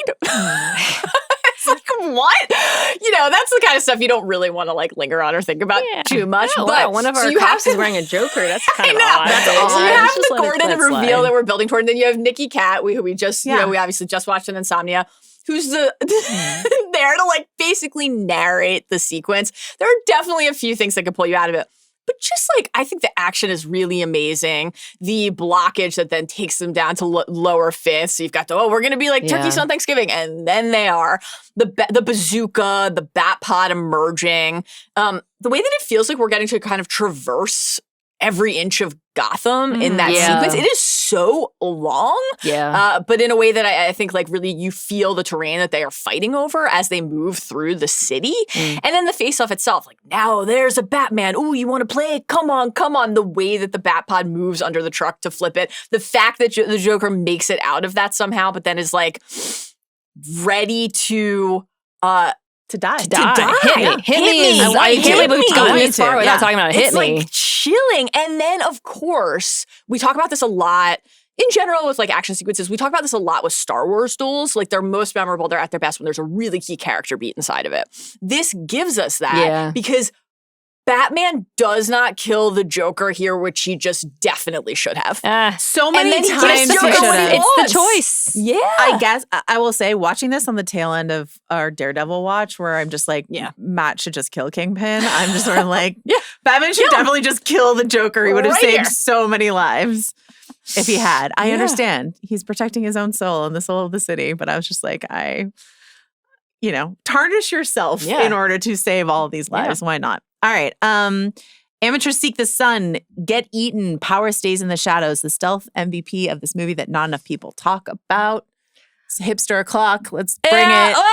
I think Lucius Fox is so important to this film, and the scene where Morgan Freeman pushes back on the surveillance state is like a very profound statement of intent and like what the film is about. And if he doesn't do that, it's a real problem. They needed his character to do that. I also think he has that great scene with Reese, which I alluded to. I love. So he's not in this film very much, but I think he makes all of his hit rate is very high. Yeah. I always find it's one of the movies versions of the characters navigating their own morality. Where like I also love Morgan Freeman's Lucius Fox. I picked years ago. We did a build the best Batman movie draft, and I picked him and Bane. and Sean was like, "Why are you just building a movie we've already seen?" And I was like, "Because it's an amazing movie. That's why." Bane is your role. But that is a moment where you're like, because it is. I agree with you. It's so crucial that he draw that line and make that stand. But there is that part of you that's like, your role in Wayne Enterprises before you were kitting out Batman with all of these weapons, you were doing like government contracts for like weapons. It's like right. There's like the what have you been putting out into the world all this time, and this is where you draw the line. But then that idea that everyone has to have a line, it's an interesting pick. I thought this was a really hard category. This was the hardest time I've had with this category because in part because there aren't that many aspects of the movie that we haven't all talked about a lot. Like so many parts of it are celebrated, and it also is like it's Ledger and that's that. But I thought maybe this was where we could talk about Aaron Eckhart for a minute, because I think that if Harvey Dent and Two-Face, like if just the journey across the film, if that performance next to the most iconic villain performance of all time, I know, doesn't work, I think the movie is not viable. Genuinely not viable. It's like disqualifying for the film. So he's nowhere close to Ledger, like no one is, but he has to be able to carry enough of the film for it to actually feel like it's on balance, and then when it's supposed to be off kilter, that it is. Otherwise, it just doesn't work. Was this before or after Thank You for Smoking? I'm trying to remember. I think it was around the same time. Because I love that pick, and I think in some ways Aaron Eckhart has suffered from the Heath Ledger, just this being his movie, and the fact that he took over this movie so much, because it is a really good performance, and I think the casting was fantastic. Because to make the role work, you have to believe that this guy's a little bit of an asshole. And that's kind of his whole thing. Aaron Eckhart in The Company of Men, the Neil LaBute, and Thank You for Smoking. It's like, oh, this guy's an asshole. But you learn to like him as the film, or not in The Company of Men, but like in Thank You for Smoking. And I think for this film, Harvey Dent had to be a guy who was a bit of an asshole, extremely cocky, somebody you believed that Bruce would believe in, but also someone you believed would turn at the end. And he does all of those things. It's sneakily, the difficulty level is a lot higher than I think he's given credit for. Yeah. Here's my hot take. Uh-oh. I have him in the miscast category. Really? I do, because I'm thinking a lot about Sebastian Stan, who's going to be playing Harvey Dent in the upcoming Pattinson Batman movie. Harvey Dent, yes, you are exactly right. This is what we need, is we need someone who looks the all-American guy that you can sort of like believably like him, but but as soon as he flips to menace, you're like, I get it. I guess I put him there because the miscast category was kind of hard, but we can talk about Maggie Gyllenhaal if we want to. But we can't. But I was thinking about Aaron Eckhart, and I'm like, Harvey just doesn't pop for me the way that I want him to inside of this movie. And so then I was like, I don't think he was the first choice. So who was the first choice? First choice was Matt Damon. And so thinking about this movie with Matt Damon, who like coming off The Departed, has that sort of like, he's a guy, you like him. You think about School Ties or whatever, like all the times that he's played a villain or what he does in Interstellar. And you're just sort of like, oh, it's really interesting. And it's interesting in this ongoing conversation we've been having about Nolan films and the way in which he rewards a Cillian Murphy who shows up to do like a bit part, and then he like makes him Oppenheimer. Matt Damon shows up to do a bit part in Interstellar. Now he's Odysseus. Matt Damon turned down this role because it was too small. And then he was like, I regretted it. Yeah, of course. Obviously. Yeah. And so then when Interstellar came around, he's like, sure, I'll do whatever tiny role you want because I thought I was too good for Harvey Dent in The Dark Knight. The other people they were thinking of casting, Liev Schreiber, who I think is a really interesting choice. I don't think he works on the first part of it, which is like believably like Boy Scout, like poster boy. I'm He's obsessed like too with this, salty gritty from the jump, I think. I'm obsessed with this 90s movie Walking and Talking where he plays this like very sweet guy. And that's the Liev Schreiber I always think about. Josh Lucas of Sweet Home Alabama fame. Ryan Phillippe, who I agree with, like, is too much asshole. That would not work for me. He can't, whatever. Wild. And then Mark Ruffalo was a real one they were looking at. That does not make any sense to me. Mark Ruffalo is interesting, though, because, like, Mark Ruffalo... Calm down. Mark Ruffalo as like you like him. I think I would like him so much faster than I would like Aaron Eckhart. Did you think and he was I think not likable or charismatic enough? It's not that I think he lacks a little bit of charisma, but I think there is that pre-existing, I know what an asshole you are. Right, I see what you're saying. Already there with him. Whereas with Mark Ruffalo, to that point, I think he had done In the Cut. I'm not sure, but like he wasn't doing that at all. Yeah. And I think he's capable of it. And so I think it would have been even more of a devastation to watch a Mark Ruffalo type like go that dark than it would be to watch an Aaron Eckhart type. You know? One thing I do like about Aaron Eckhart also in this film is he just looks like a comic book character. He literally looks like a drawing in a comic book, and it's just so on the nose to have him do that. I think Ruffalo would have been great for the fall. I think he's part of what I love about his performances, and obviously he's given us many different flavors over the years, but he's so deeply emotionally raw and neurotic that like I don't think that's Harvey's energy. He's supposed to be so composed. Like the guy that can, and this is like actually a little cheesy when it happens, but the guy who can grab the gun and disarm and flex on the entire courtroom, you know, is like I don't see Ruffalo doing that. That, I mean, who knows? You know, you get a performance that's amazing and you change your mind, but that's hard for me to envision. To me, I do think Damon would have been I do think Damon has really when you said that, I was like, Damon's really nice. So strong. And if you imagine the trio of Bale and Damon and Ledger, it's just sort of like that is just insane. I mean, there's no higher, I think, than this movie could soar. Like, The Dark Knight could not be more valuable. But I think the role of Harvey Dent would have just been even more impactful than it was with Aaron Eckhart. I do like him in general. I was just sort of like... Aaron Brockovich. That's a great Eckhart performance. I love that one. Long hair. All right. You're waiting on a train. This is my favorite category always. You're waiting on a train that will take you far away. best dead wife / woman moment inside of this movie. There's the best thing about the killing of Rachel Dawes is when it happens, because I think it creates such a unique structure in the film. Killing her when they do, it's sort of, what is it, like the 3/5 point maybe or something. And I think the fake out is great. And I guess we can kind of merge this with the miscast. You want to talk about Should we talk about Maggie? Is this the right time to talk about Maggie Gyllenhaal? Sure, why not? Yeah. I want to pose a question to you guys. She's obviously the weak point of the film. The character is not. Is it a casting problem, or do you think it's just no woman would ever have had a chance of making this character interesting? So I think she's better than Katie Holmes was. Low bar. Yeah. This is something we've been discovering in our rewatches. Is this is like a character type that Nolan really seems to struggle with. Like, we love Anne Hathaway as Catwoman. We love his more dangerous, meaner, villainous women. And when he tries to do an ingenue, like Elliot Page in Inception, we talked about, like, the ingenue roles is something he like doesn't really excel at. And so I think Maggie did better than Katie.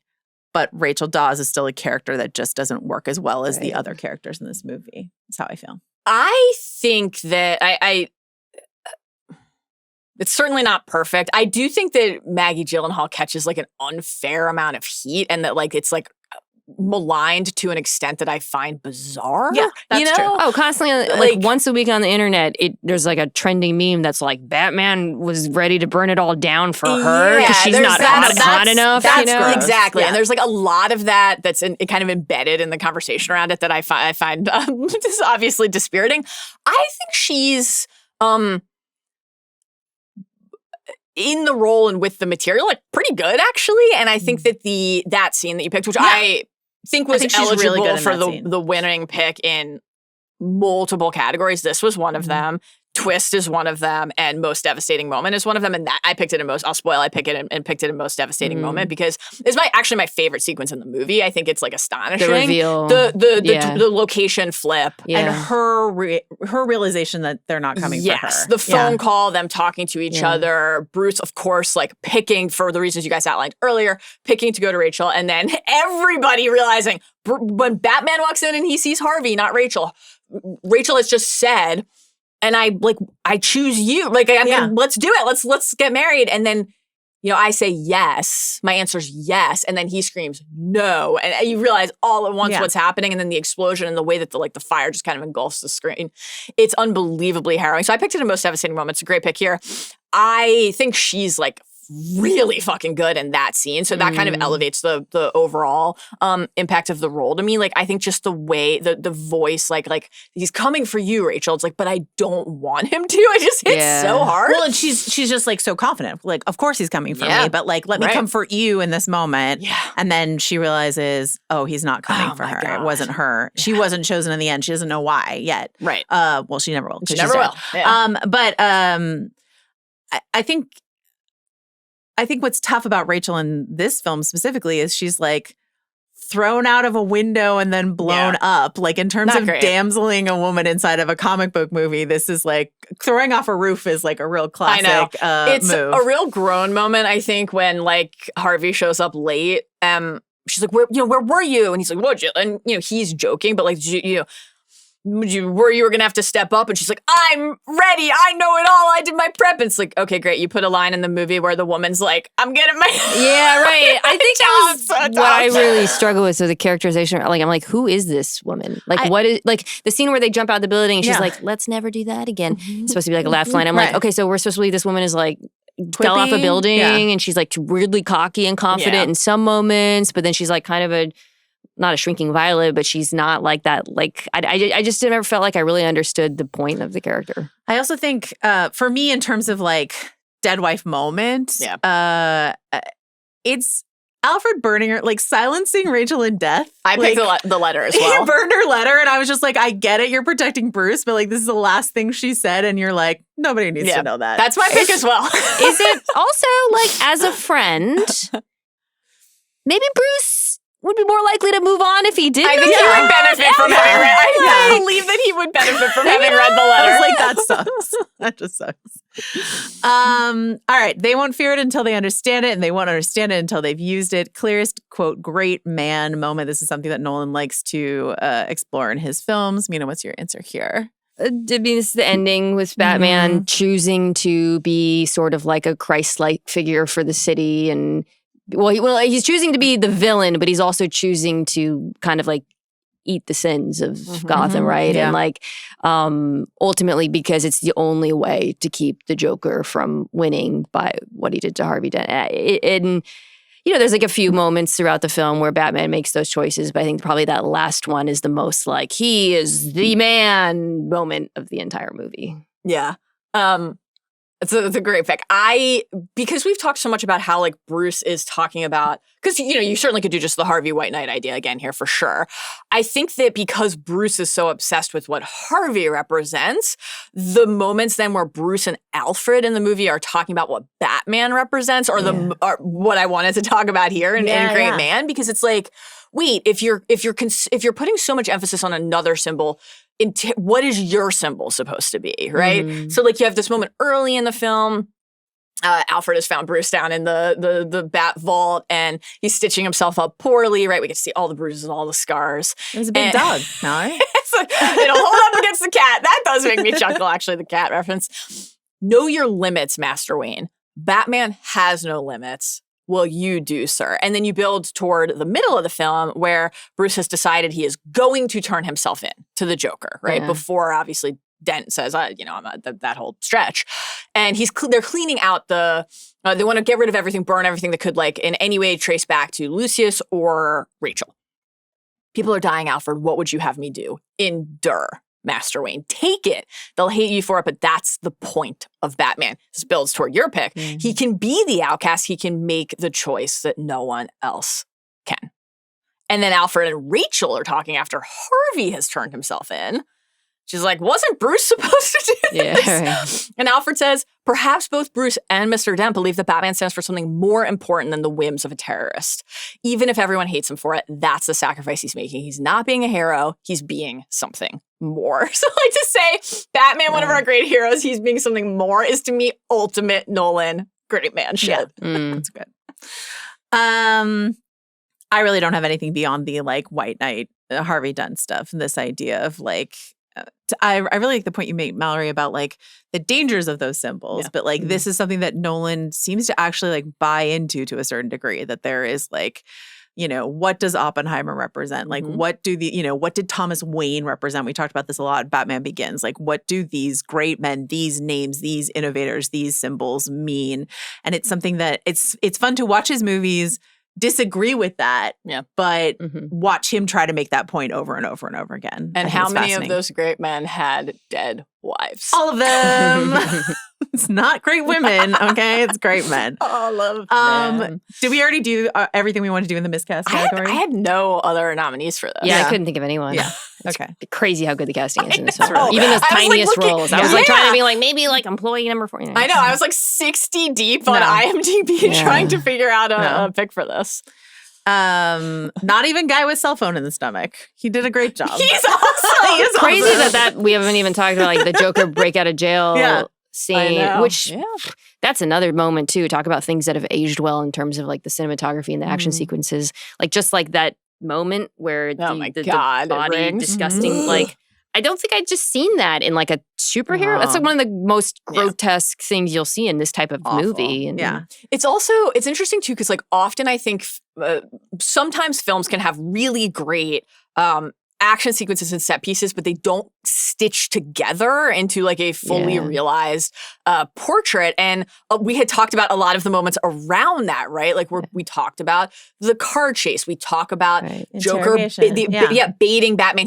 As Gordon will say, like he wanted to be caught. He wanted us to bring him there. That gives us the interrogation scene, which leads to the breakout. So it's all building. It's 2.5 hours. Sometimes it does feel like 2.5 hours, but also it just doesn't ever feel out of control in a way. This is, That's how people describe our podcast. They're like, it is 2.5 hours. Sometimes it feels like 2.5 hours, but maybe this is a bad take. I think this is I won't say the tightest movie, but one of the very few Christopher Nolan movies where I did not feel like this was too long. And No, I don't. Yeah. I'm just not saying like you end the movie and you're like, wow, I didn't know that was 2.5 hours. I always feel like I know it's 2.5 hours, but I didn't mind the time. I recently rewatched Interstellar. Yeah. Ooh, boy, you feel those That's 3 a long hours. movie. It's a long one. At points. It's a long one.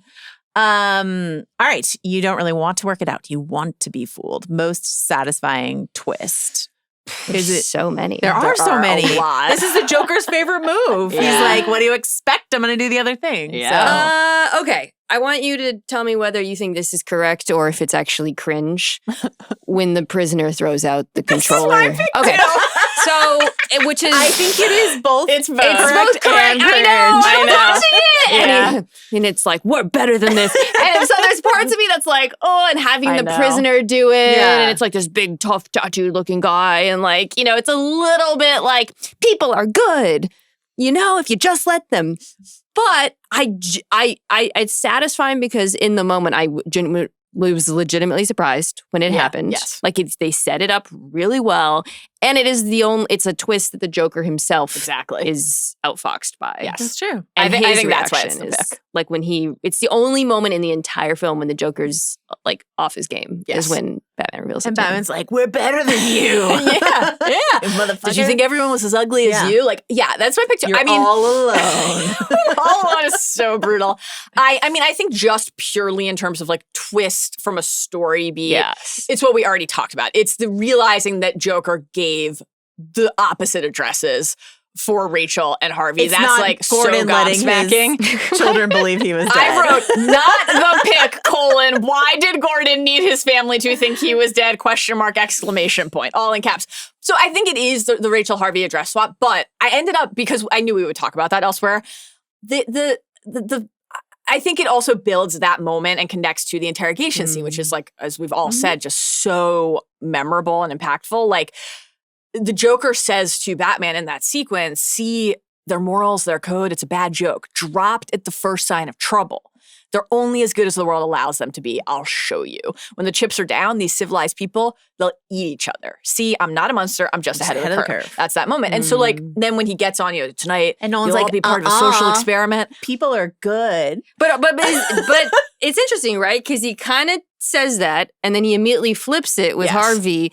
So I that is my one case for it's actually not that cringe. It would be cringe if the movie ended right there.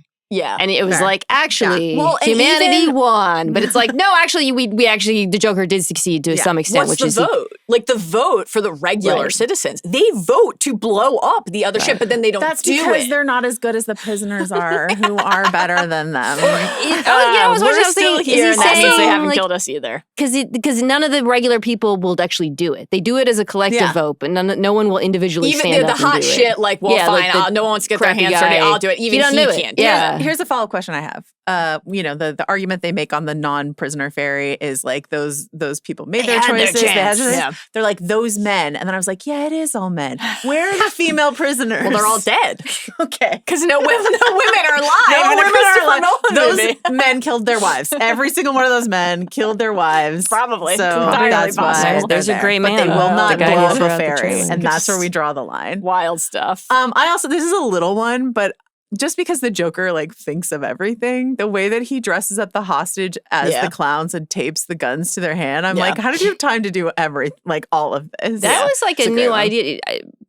The most insane show I've ever watched, Money Heist. They Yeah, basically yeah. just stole that in season 1 as a concept. And I was like, where have I seen that before? And then when I was watching this, the idea of like pretending the hostages are, it was a new idea. All right. It's not who I am underneath, but what I do that defines me. Nolan's not known for his sexual content, but let's go ahead and try to excavate the horniest moment of this film. When the rich people are Yep. doing it and Bruce is or sort of halfway Yep. there. Buttoning up And they're after like, oh, fucking he on has a his safe bed. room, thank God. Yeah, Oh, and he's wait. like, nope. Closes. That is a great So it's moment. not you envisioning Michael Caine slicking the No, that bodies is of my all pick. of those ballet That was dancers. my runner-up. with That's my suntan pick. lotion. Ballet boat orgy as alibi Yeah. is historic. That's really good. It's a great, So good. it would have been a comedic moment too when they Yeah. show up. The entire ballet is Yeah. a great joke. So And fun. Rachel's like Maggie Gyllenhaal's Rachel's face just being like, of fucking course. Yeah. Okay, here we go. Unbelievable. An idea is like a virus, resilient, highly contagious. The line that hits hardest 20 years later. Holy shit, guys.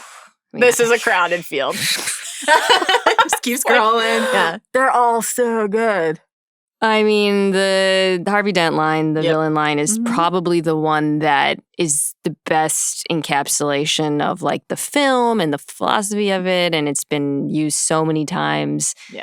I do think that's the winner and kind of has to be, but I think there are some men just want to watch the world burn. That is some men just want to watch the world second burn. place, I think. Smaller ones I had. I actually had I'm Not a Monster, I'm Just Ahead of the Curve. I just like that also I thought was a great statement. Yeah. This is not going to make anyone's list, but I love this one. So maybe it hit hard for me personally, maybe because it influenced my the way I think about my work. When Maroney says, if it's so simple, why haven't you done it already? And Joker says, if you're good at something, never do it first. Yeah. So love good. it. Love this energy. So good. That's a great one. Fuck I you, also, pay me. Yeah. I like there are a lot of great Joker ones. I like you see in their last moments, people show you who they really are. That's a great one. Obviously, Why So Serious? We have have to mention. This town deserves a better class of criminal. I believe what doesn't kill you simply makes you strange. That's the beginning too, right? Yeah. When he says That's his reveal. So like incredible. So good. All right, you think darkness is your ally? You're merely adopt the dark. I was born in it, molded by it. Most devastating moment. Good. I mean, maybe you should have been in Dark Knight Rises. Something to think about. I already said my pick here is the Harvey Rachel's death and that conversation with Harvey and Rachel and just the phone call and him falling into the oil and then his face melting off. Rachel! This is so sad. The way that he's just grinding his face into the accelerant and he's just sort of like spluttering it out. And I was just sort of like, what is face? And then I realized like they made him fall so that like one shoulder was twisted behind him. Cause like otherwise I'm like, how did you get your face like so into all of the gasoline there? What's your answer? So I think that I wasn't devastated by that because I didn't care about Rachel Dawes, and Brutal. I never felt like Batman really did either, or if they had chemistry, it was not displayed to me on screen. A question I was asking myself, I was like, who has Christian Bale had chemistry with? And it's Anne Hathaway as Catwoman for sure, but actually it wasn't like a very long list for me. Let me tell you about a little film called Newsies. Yes. No, but he does a sexual awakening for some. No. Okay. Sure. I have Newsies memorized. Of course. But Sarah, who's a love interest in Newsies, he has no chemistry with her. He has chemistry with me. He has chemistry An with 8-year-old watching it on TV. I think he has that in chemistry school. with Davy. I'll seize that day. Who's like, the brain that he joins forces with. I can see that. But Sarah in that movie, his love interest is the most useless character. Totally fair. In all of Newsies. Totally fair and totally fair question about Christian Bale, and I think his lack of chemistry with many actresses. I don't think anyone. Again, it's not Maggie Gyllenhaal's fault. Like she's just not written as a character who they never make you really care for her, and I don't think it's her Stranger fault. Than Fiction, Maggie Gyllenhaal is like one of my favorite. Like I love Maggie Gyllenhaal. Secretary. Yeah. She's amazing. Oh, yeah. She's an amazing actress. I actually did come to care about Harvey Dent, and it's such a strange, toxic mix of feelings when the face reveal, the two-face reveal, where you're like, this is disgusting. Also, how is he alive? Yeah. No person would be alive without their face exposed. Yeah. But I was like really sad because it is you were like, oh, this is it. Despite not being able to get Matt Damon out of my head, I do think I co-signed that scene just because there's a version of that it's so cheesy the way that his head is turned away. Yeah. But he really plays it in a way that I'm just sort of like, I believe this guy is just like defeated and collapsed and his head is just sort of like down on the pillow this way, because like, I don't know, rewatching it, knowing the reveal is coming, you're like, we get it. You're hiding the half of your face, but he does a really good job in the theater. Yeah, it was a turn.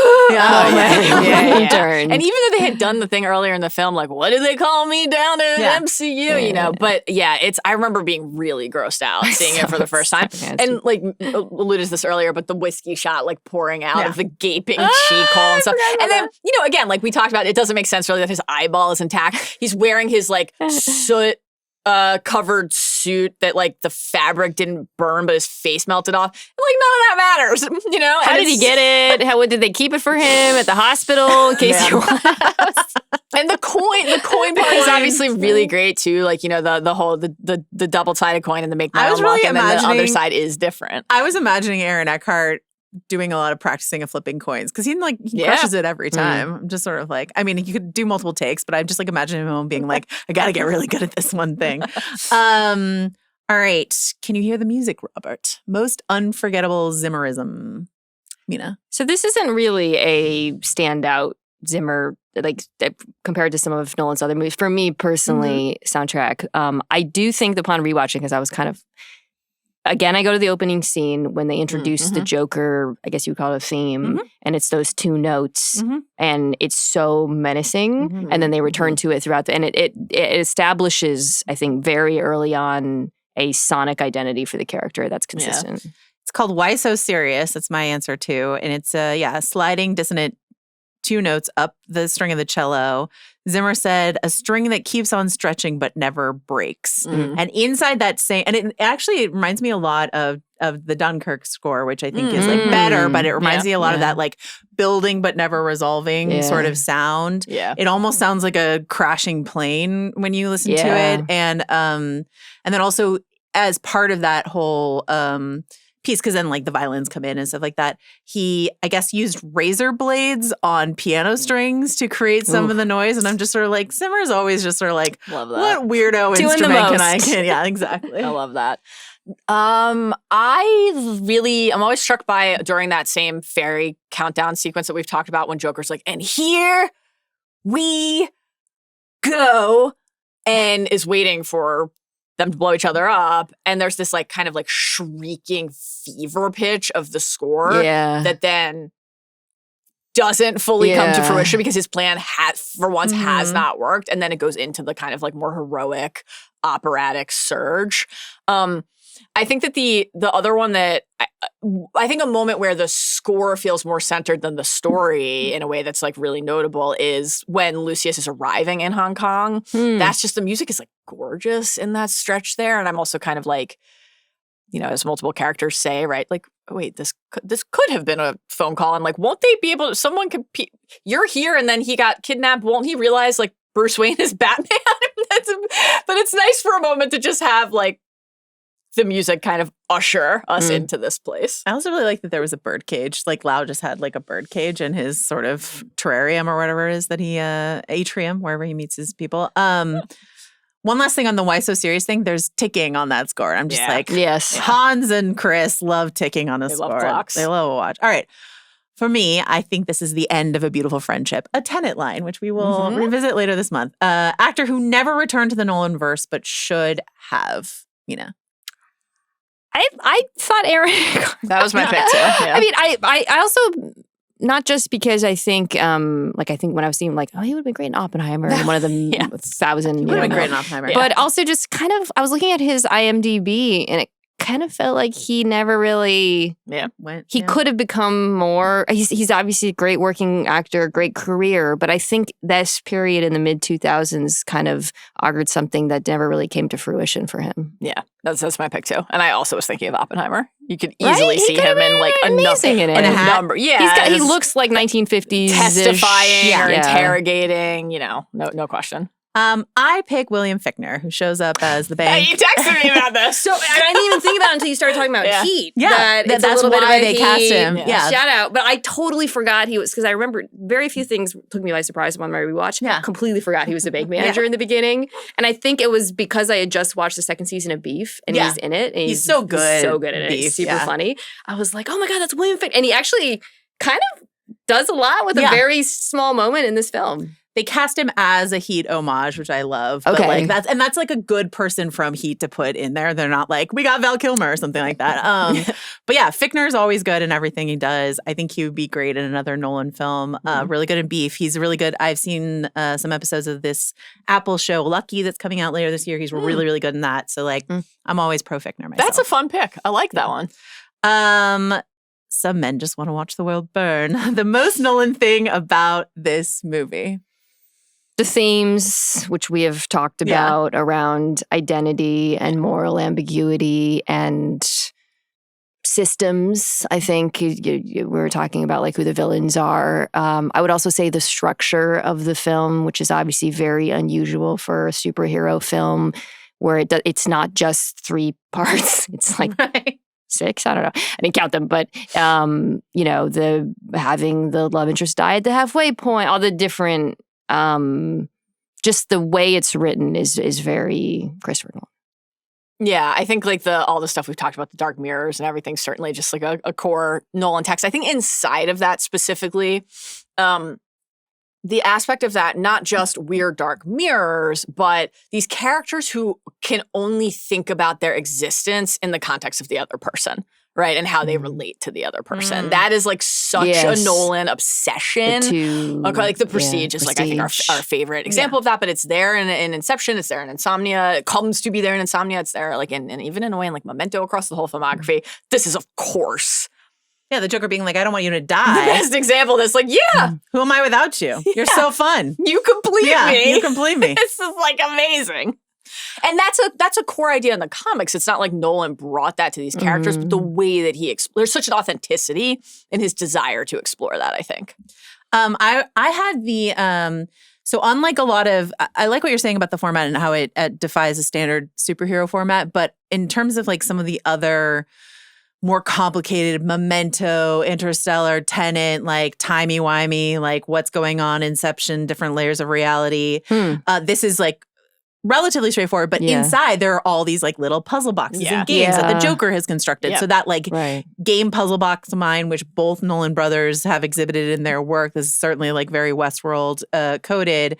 I'm just sort of like, oh, this Joker is a very Nolan brothers Joker. You know what I mean? In his like, Agent of Chaos, like, all of the stuff that is standard. But I feel like there's like an extra layer of like Puzzle Master, which is a little less standard Joker that they made part of their Joker, which I really like. Probably should also the visual tone of the film, which it's so funny too, right? Because at the time it was so new for a superhero film to look like this, and since then we have seen so many imitations. Sometimes I think grotesquely done, Zack Snyder, but like the. This was like revolutionary. You and me, baby. Let's be best friends. Oh man! Listen, and you know what? I actually liked the Batman, which is I love the Batman, which is but I like it because it's not an imitation. It's dark, but it's a noir. It's a detective movie. It's not trying to rip this off in the way that. But you forgot watching this. Oh my God, this was like nothing had ever looked like this. Yeah. And you could argue it really for Nolan, right? Like set that visual tone that. It's not like he hadn't quite, but you guys are doing the project. This really began an era for him of making movies that looked this cold and dark and felt this way. Yeah, I think The Prestige, which is right before it, has like, and even like Batman Begins, I think of as like almost like sepia colored. And then this is just like grayer and grimmer. And The Prestige has more color and like vibrancy to it, especially like what Scarlett Johansson is wearing or whatever the case may be. But like, this sort of like gray, emphatically gray. But then I think of Oppenheimer as like, fire, flame colored. We'll revisit Oppenheimer. All right. Yeah. Our greatest accomplishment cannot be behind us. What aspect of Nolan's upcoming The Odyssey are you thinking about / most hyped for this month? Well, I want to see if Matt Damon's patience was rewarded for the turning down. I didn't know that. And the small role. I kind of want to see what we were talking about now, or at the beginning of this, pardon me, is if he gave away the best scene of the movie. Guys, it is so good. The Trojan horse scene. Like I was, also, God, Avatar, letting that run before your film. Jeez Louise. It is so riveting and so beautiful. Don't and you think we so should be tense. best friends? Oh man, I mean, Fire and Ash Hive. That movie was not very good. But Way of Water, the middle hour of Way of Water. Luna Shadlin, very good in it though. She would be the stealth MVP of Fire and Ash. She was great. The way of Water, when the whales start talking that would also be the funniest moment. Viacom, my guy. I literally lost it laughing in the theater. Viacom's the best. You were upset. Okay, so but you guys, the Trojan horse scene is so good. It is so tense and so novel and so if you're into mythology, it's just I've never seen it come to life in this way. And I'm watching this, I come out thinking like, dude, are you going to top this in your film? Because if not, that's kind of a crazy thing to do. And Pattinson's like, I'll top it. Pining for a daddy. Pining for a daddy. I saw the trailer. I was like, I actually had to rewind it 3 times. Like, did I hear that correctly? I mean, Bruce Wayne, that's real pining for a daddy. Shit, no question. Also, Travis Scott. Yes. I have some questions. I don't have a new pick. I'm repeating a pick, but it feels very appropriate here in this movie and in general with inside of the Batman trilogy, the Dark Knight trilogy. Nolan's specific spin on a story that has been told a million times. Right. Like, there is something so audacious about saying, I am going to not only do all of these original movies, but continue to explore a text that has been explored more than anything else, which, like, in the comic verse, Batman is one of those things. The Joker is one of those things. And certainly the Odyssey is one of those things. And yet we have a confidence, I think, a completely appropriate and well-placed confidence that he will be able to do it in a way that feels rooted in the core of the thing and yet, like, utterly specific to him and his sensibility. So that's part of why his Batman films are so successful, certainly part of why The Dark Knight is so successful. And I've been excited about this aspect of him doing the Odyssey the whole time, but on the heels of the trailer and all the talk about, like, the modern language and the accents and stuff, to me, I'm just like, let's go. Yeah. You know, like, that's part of the point, actually, of, like, how is exactly. Nolan going to do this? Yeah. So I can't wait. This Time magazine piece, which I don't know if you, like, we've been in media so long. Do you ever, like, see a journalist that you've been following for a really long time and they get at something really big? So anyway, Eliana Doctorman, who did this, I'm like, I remember when you were, like, blogging, and I'm so excited that you got to do, like, the big Nolan Odyssey piece that everyone was drooling over getting. Awesome. So congratulations. She got to sit in his office for multiple hours. I don't know her. I just, like, know her byline. But, like, but this is a quote from that article.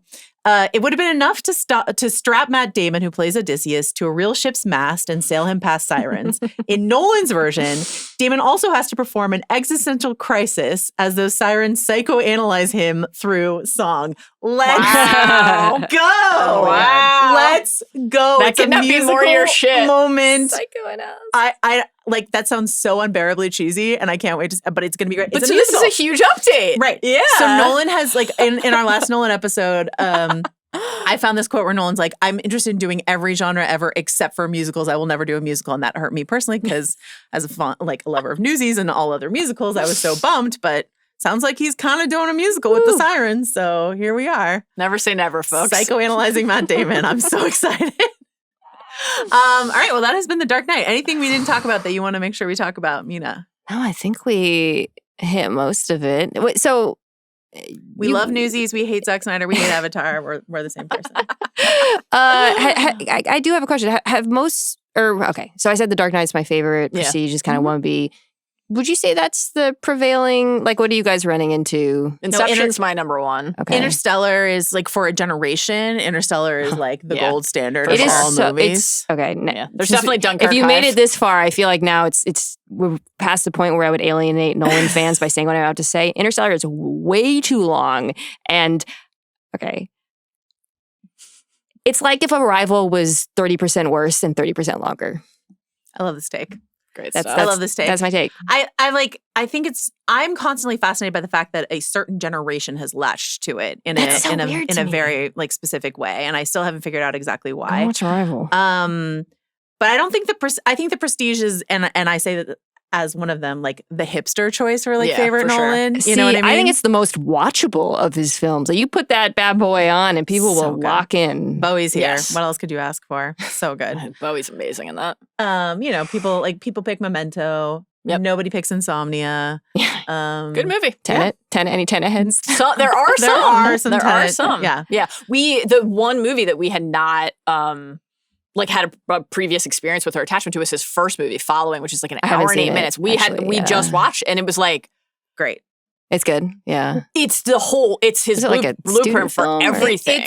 It was astonishing. It's basically a student film, but, like, it's really easy to watch because it's very short. It's black and white, but it has, like, all the elements of everything he's ever been interested in. We were just like, oh, it's all right here, right at the very beginning. Yeah. Wild. So there's even, like, a Batman sign on one of the doors. And you're just like, that's great. There's Batman. That's cool. Great stuff. Thank you, Mina, for coming in to do this. Really appreciate it. When will you come back? When the Seahawks and Ravens face off in the Super Bowl? Alien Earth Season 2? Alien Earth Season 2. Okay. Yeah. Which one's more likely to happen? Eyeball jockey. Should we have Mina and Timothy Oliphant in here together? Yeah, that would be very special. Dream come true. That would be very special. Try to keep it together. I actually want wanted to make my child the eyeball for Halloween and was overruled. Nobody will get it. Who would have been the sheep in that scenario? Yeah. Yeah. Now I know why you were overruled, you know? Iconic character, that sounds eyeball. perfect. She was a legend. She was a legend. She was an icon. Great stuff. Thank you to Mina. Mina, you're the best. Thanks, guys. What a treat. Thank you to Mallory Rubin. Thank you to Joanna Robinson. Carla Chiriboga. Scott Lee. Arjuna Ramgopowell. Jomi Adeniran. Jacob Cornett. The whole squad is here once again. Thanks, everyone. Thanks to Chris Nolan. Thanks to Jonathan Nolan. Thank you, Bruce Wayne. Thanks, Christian Bale. And we'll see you soon. Bye.